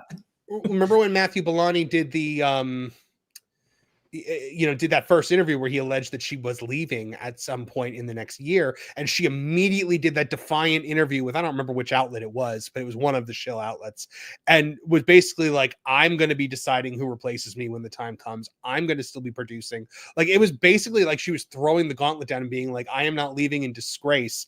I'm going to still be running things behind the curtain. And it seems with Carrie Beck and Dave Filoni, that's exactly what's going to happen. Because, like I said, when Dave Filoni was doing Clone Wars, he was being guided by George. George was very hands-on with the Clone Wars. He was calling him constantly. If you listen to any of the commentaries that Filoni did on Clone Wars, it was constantly, George called me and said this. George called me and said that. George's daughter was the one that wrote the Night Sisters trilogy. So Filoni, I think, kind of coasted off of the fact that, he got to do things like bring Darth Maul back, or, and people eventually liked Ahsoka because she started becoming a good character toward the end of Clone Wars. But a lot of that was still being guided by George. I wouldn't be shocked if Rebels was in some way pitched around Lucasfilm before the sale, because Rebels is too good to be post George Filoni. I do wonder what the creative process was like with something like Rebels. Oh, go ahead. I don't think that's right. I think he actually got lucky. The whole thing was that Clone Wars was too expensive, but they needed to have something immediately after the sale, so they went with a lower quality animation, but they needed to get it out quick. And I think he actually... I have some quibbles with Rebels, but I can overlook them because I think most of the storytelling is pretty good. I especially liked Kanan as a character. But, I think that Dave's creative output has always been up and down. And unfortunately, the farther out he gets, the worse he gets. And I think without a really strong hand to guide him, he is not the person that should be in the role of, this is the visionary who's going to be guiding Star Wars going forward. He's just not the right guy. And he did that one interview where he just he reiterated what George told him about Duel of the Fates, and everyone thought that was Dave Filoni's insight. I'm like, no, George told him that. He even says, George explained this to me. Everyone's like, oh, he's George's protege. I will say it to the day I die. He was not George Lucas's protege. He was his employee. And then Carrie Beck's the other part of this equation. Wasn't she the one responsible for Star Wars Resistance that everybody forgot about? Oh, gosh. We don't talk about Star Wars Resistance. That was probably one of the biggest embarrassments I think they ever had. That was so offensively bad. They intended it to go further, and they kind of quietly noped it. Can I bring more to that point and bring it home? And by asking, what is Star Wars Resistance?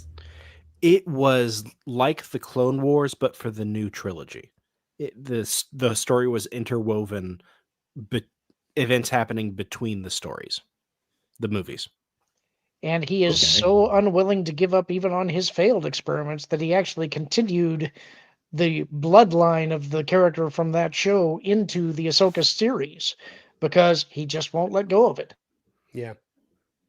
Yeah. Nope, and then wasn't there a series of shorts that was all about women characters, exclusively it was about women characters? They had some real shorts. And again, this was back when the sequels were still releasing. Who wears short shorts? We wear short shorts. Yeah. Barely. Hopefully not Dave Filoni. Oh, J.J. Abrams. Ugh.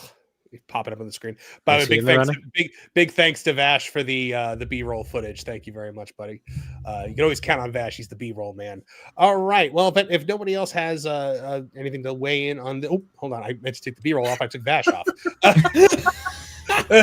Thanks. You were great. Now die. Let's see. Let's go back to Super Chats, guys. AEW Neckbeard's checking in. Says, happy anniversary, my friend. Thank you, buddy. We love you on any Tooney Town show. AEW Neckbeard's, of course, the wise man of Tooney Talk Wrestling, which every Tuesday night he's always modding the chat, and he is our mod extraordinaire. We love him. Sean, the artist formerly known as John C, for $1.99 says, does anyone recall that Giles from Buffy did coffee ads? Trish, did you ever see a Giles coffee ad? This sounds vaguely familiar, but Oh, I yes. couldn't tell you anything about it. You know, Kevin? Was it Folgers? Yes. I think it was Folgers. It was one of those ones. He's sitting in a bistro at a table. It's your standard 80s coffee commercial. They only made 3 of them that didn't involve generational incest. Mm-hmm. That makes sense. Mike Glass for $10, bringing us to... Wow, okay, we might actually hit both goals here tonight. It says, gotta go, happy anniversary, Marv, Kev, Trish, Lorn, and everybody else. You guys just got end the rested like Gilligan's Island, the original Gilligan's Island. Not for nothing, it was just the Professor and Marianne left, and you did end the rest. Like, we proved in the next season that you could just have it say the Professor and Marianne. It's the best part of the song. Yeah, you change up the tempo. It's... Yeah. It literally is the best part of the song with the Professor and Marianne. Oh, I love that. It's like in the 12 Days of Christmas where you go 5 golden rings and everybody comes in. Yes. Luke Cawthorne for $2 says, yes, more than one was a repeat. Check. Oh, I guess more than one of my my reviews were repeats. It was so long ago, I didn't remember. But apparently neither did you guys either. So... hold on. Nolan found the Buffy coffee ad. Let's see. I don't know if we'll get... I can't imagine we get struck for this, right? Given AI, we could actually make a Buffy coffee ad. That is true. We could probably do that. But let's see. All right, Ripper. What do you got?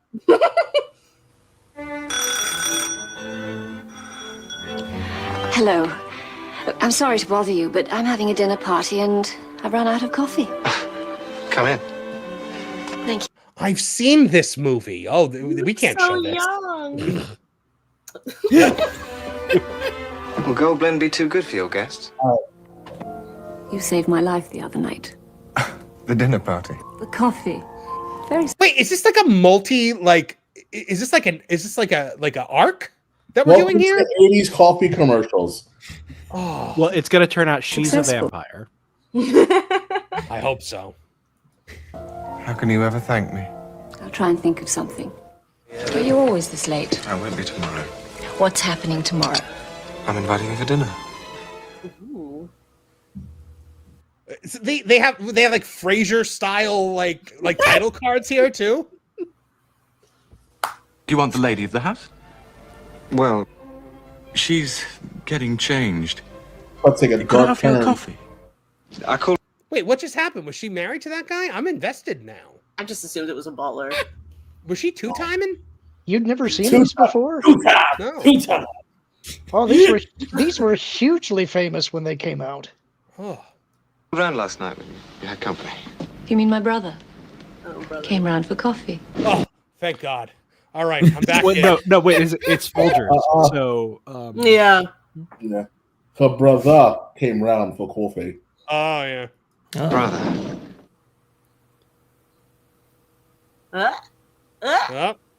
Finally.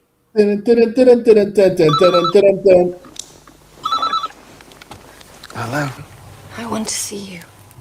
Now. That's what we call a booty call. If I didn't get you out of bed. This coffee tastes good. Hello. You two-timing jerkwad. She and I had the exact same facial expression there. I'm But semi-stroke. The Italian, it's about us. It's us. Excellent coffee. Thank you. And intriguing presentation. Perhaps we might discuss it over dinner. What kind of stereo? Wait, are we dealing with an entirely different couple now? Yeah, let's say is he from Italy or Transylvania? Like what? It's like Days of Our Lives, but with bad coffee. How really is crap coffee. I remember my. Granted, I was not anywhere near old enough to be drinking coffee, but my great grandmother had some, and I decided to sneak in because everybody, it was all the rage, especially during daytime TV, and like, this is garbage. It's my Mr. T cereal. That's the end of that story. You wouldn't happen to be Italian? Yes, him. Opera lover? It's always Italian. Oh my gosh, it's a crossover now. It's like the Avengers. Has she talked offshore investment yet? I think we should leave before the paparazzi get here. Which one's the kitchen? Golden roast. All right, they've lost me. I don't even know what's going on anymore. What happened? Was she trying to get with somebody else after the relationship broke up? After the woman that she saw there? I think this. Yeah. Like, was she moving on Giuseppe there? Yeah, I think so. Roasted, richer, smoother, Nescafe Gold Blend. We finally actually talk about what the product is. They did show it. I don't know why I let you do that. Because I... You serve better coffee. Besides, I love you.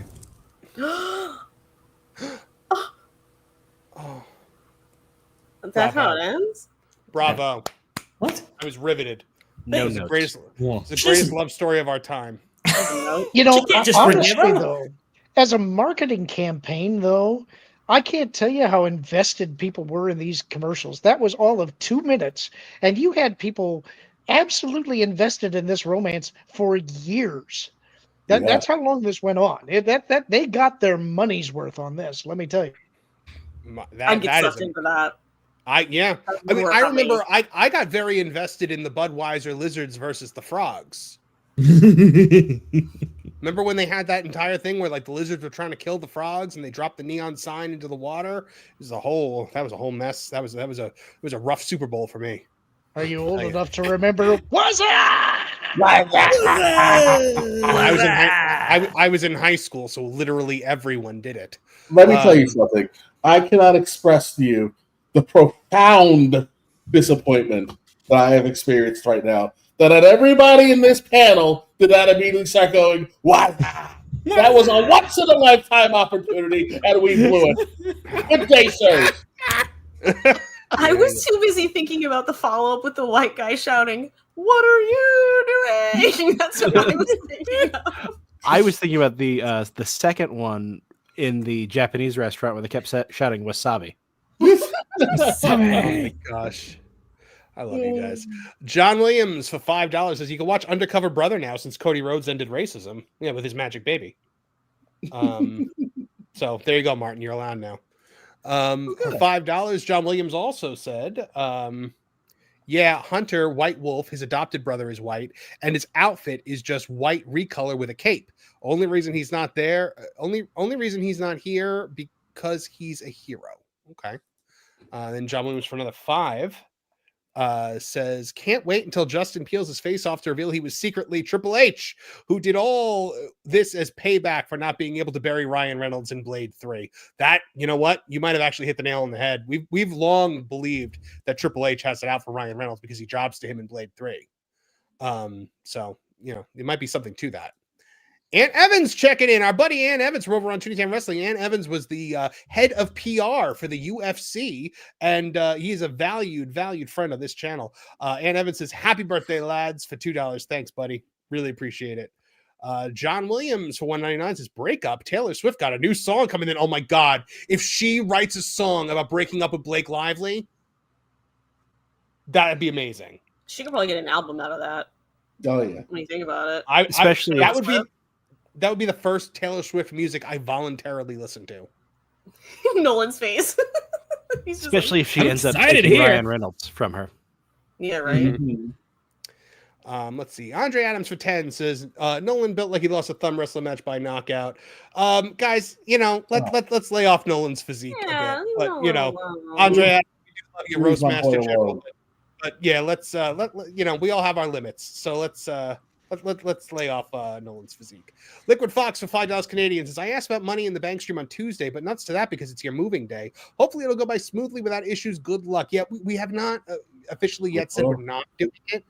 I'm trying to see if somebody else can host for me. If my office is not set up by then, it probably won't be. Why is but that it's on Tuesday? What? Wouldn't that be on a Saturday? No. He asked on Tuesday's stream if we were doing a stream. Oh, okay, yeah, okay. I read that completely. I was so confused.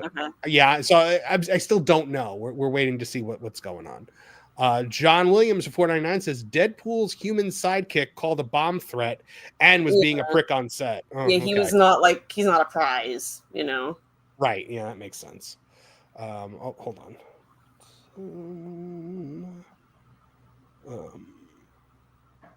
I'm just keeping track of everything here. 5,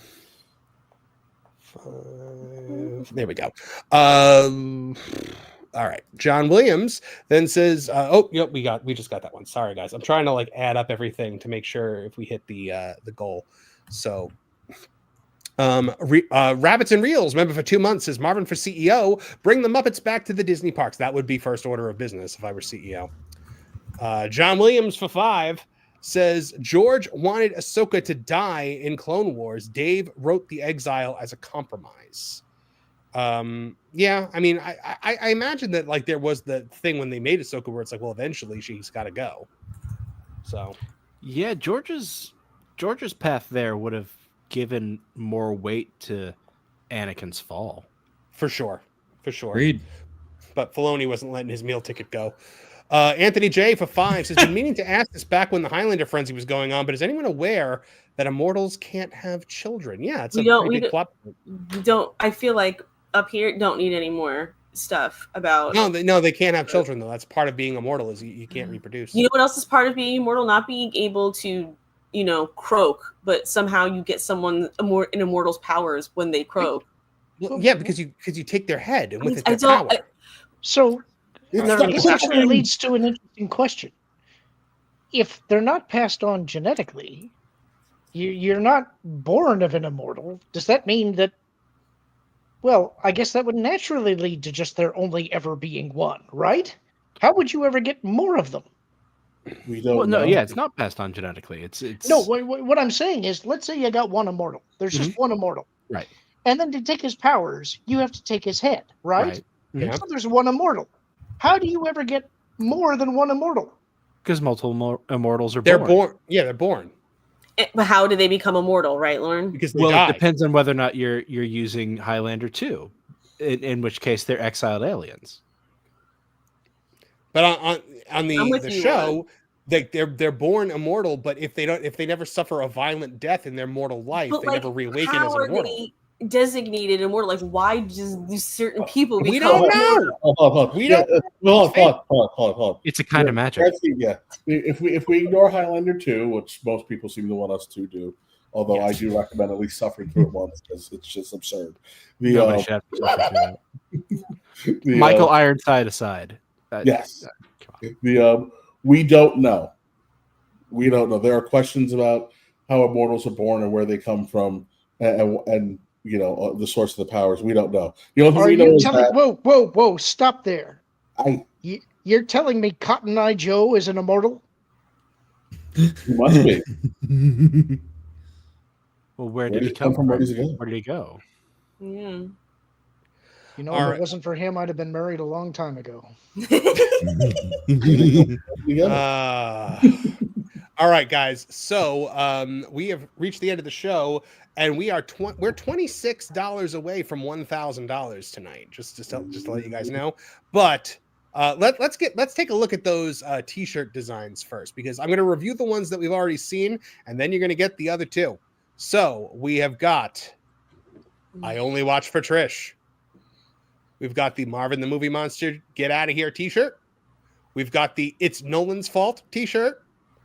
And now we get to the other ones. We are going to have an Action Required shirt. That was the first inside joke on this show. I love that. And guys, my favorite one, I think going to be my favorite of all time. is the group shot. The superhero group shot is going to be a t-shirt. So that will be available soon. I'm trying to what? I said she's so small. Well, she is. Facts. And I even got Lorn his Indiana Jones hat in that one. So am I wrong? Put that back up for a second. All right. Are you cross-eyed in this? Maybe a little. So, Kev, you weren't here when I told this earlier before everything started. My 6-year-old came in as we were prepping, and she saw this as the background. She points at Trish and she goes, "She's so pretty." And then she points at you and goes, "He looks like he plays in the NFL."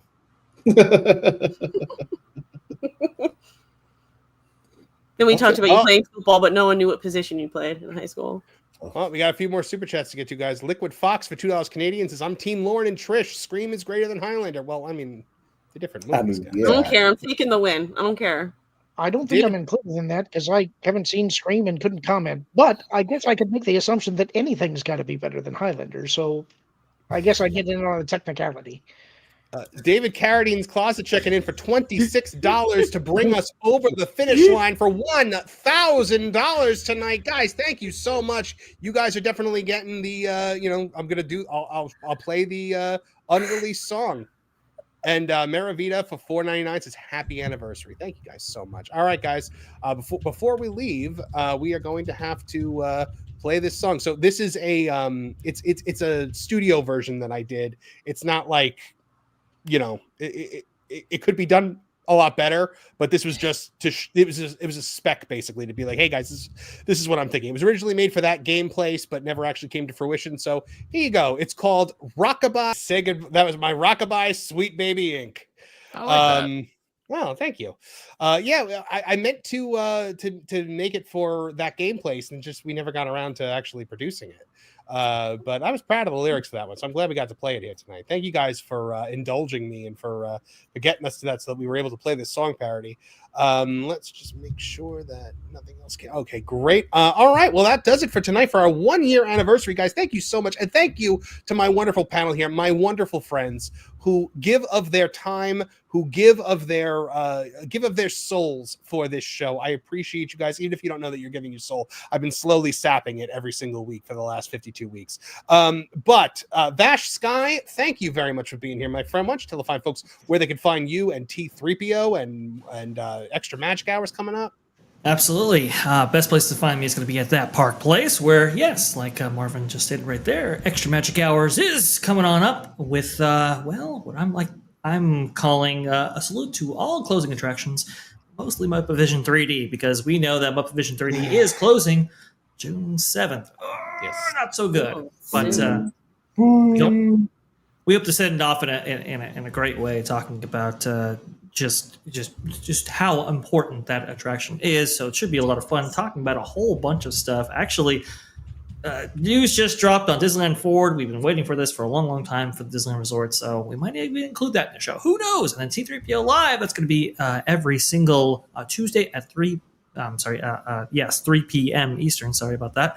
After the pro show. So if you're following the pro show, you just keep watching right ahead. Of course, we've got Morning Magic on that Park Place. So plenty of places to find me. And hey, if you want to find the Lost Guys, I just uploaded the correct episode on T3PO. Sorry about that. Do apologize. Got ahead of the skis there. But one-time purchases is up right now on T3PO, that pod play. So definitely check it out.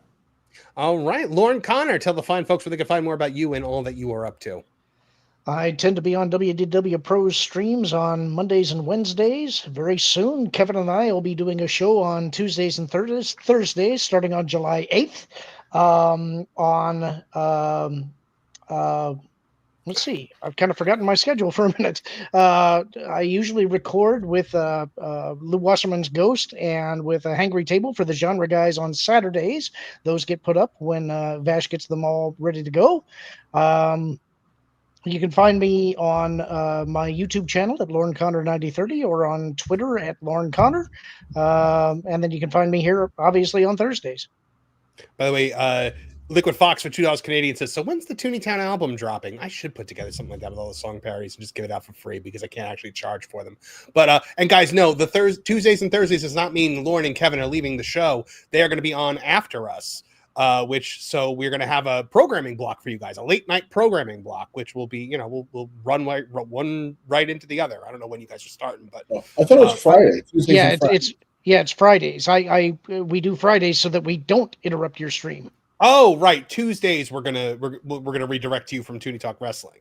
That was what we were talking about. Okay, cool. Yep. All right. Nolan Thunder, what do you got to plug this week, my friend? Well, I got to plug in my new system. Well, I'll tell you that. But have you played it? Have you played it yet, or is it still just in the box? No, I have played it. I was able to do a very, very brief amount of Mario Kart World before hopping on the stream, and it was great so far. I'm really, really digging it. But if you want to hear more about me talking about video games for hours upon hours, you can check me out with my series on YouTube called Lost in the Files. On the series, I dive into video game, urban legends, and various kinds of internet mysteries. It's presented in a documentary type style, kind of like the old UFO shows you see on History Channel. I talk about various kinds of mysteries there. So if that kind of thing intrigues you, please check out my series Lost in the Files on my YouTube channel at Nolan Thunder. All right, Martin Stone, where can folks find more about what you're up to? Well, like Vash said before, but it's worth plugging again. T3PO, you can find one-time purchases have returned, and a Lost Guys episode that dropped today.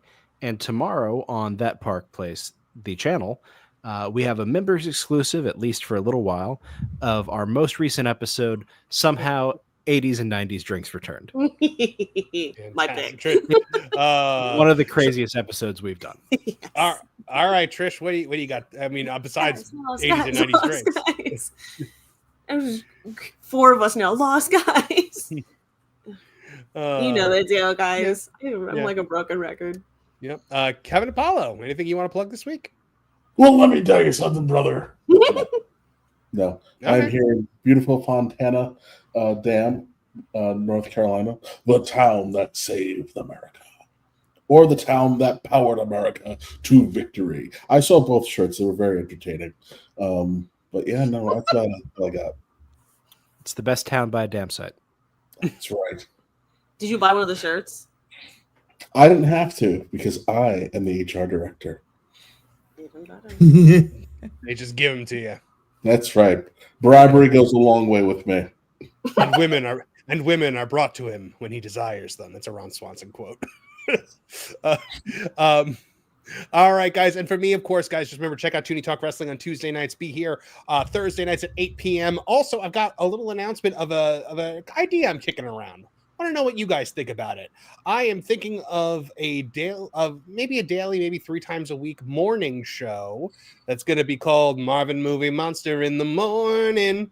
It'll just be me going through the headlines with you guys. So let me know what you think about that, because that is currently in the planning stages, and it would run directly into Ron Bradley's morning show, which runs directly into Culture Casino's morning show. So it would be a whole programming morning block for you guys for your commutes. So yeah, let me know if you guys if that's something that you guys want to see. But man, for all of us here at the Tooney Den channels for one entire year, guys, thank you so much, and get out of here. Now, Perry the Platypus, feel the wrath of my thank you-inator! Thank you, you piece of trash. Thank you. Thank you. Thank you! Oh, I suppose you want me to say thank you. Well, you know what? Saying thank you is like jobbing. Thank you! I got a little message. Thank you. Ooh, yeah! Oh, thank you! Oh, thank you!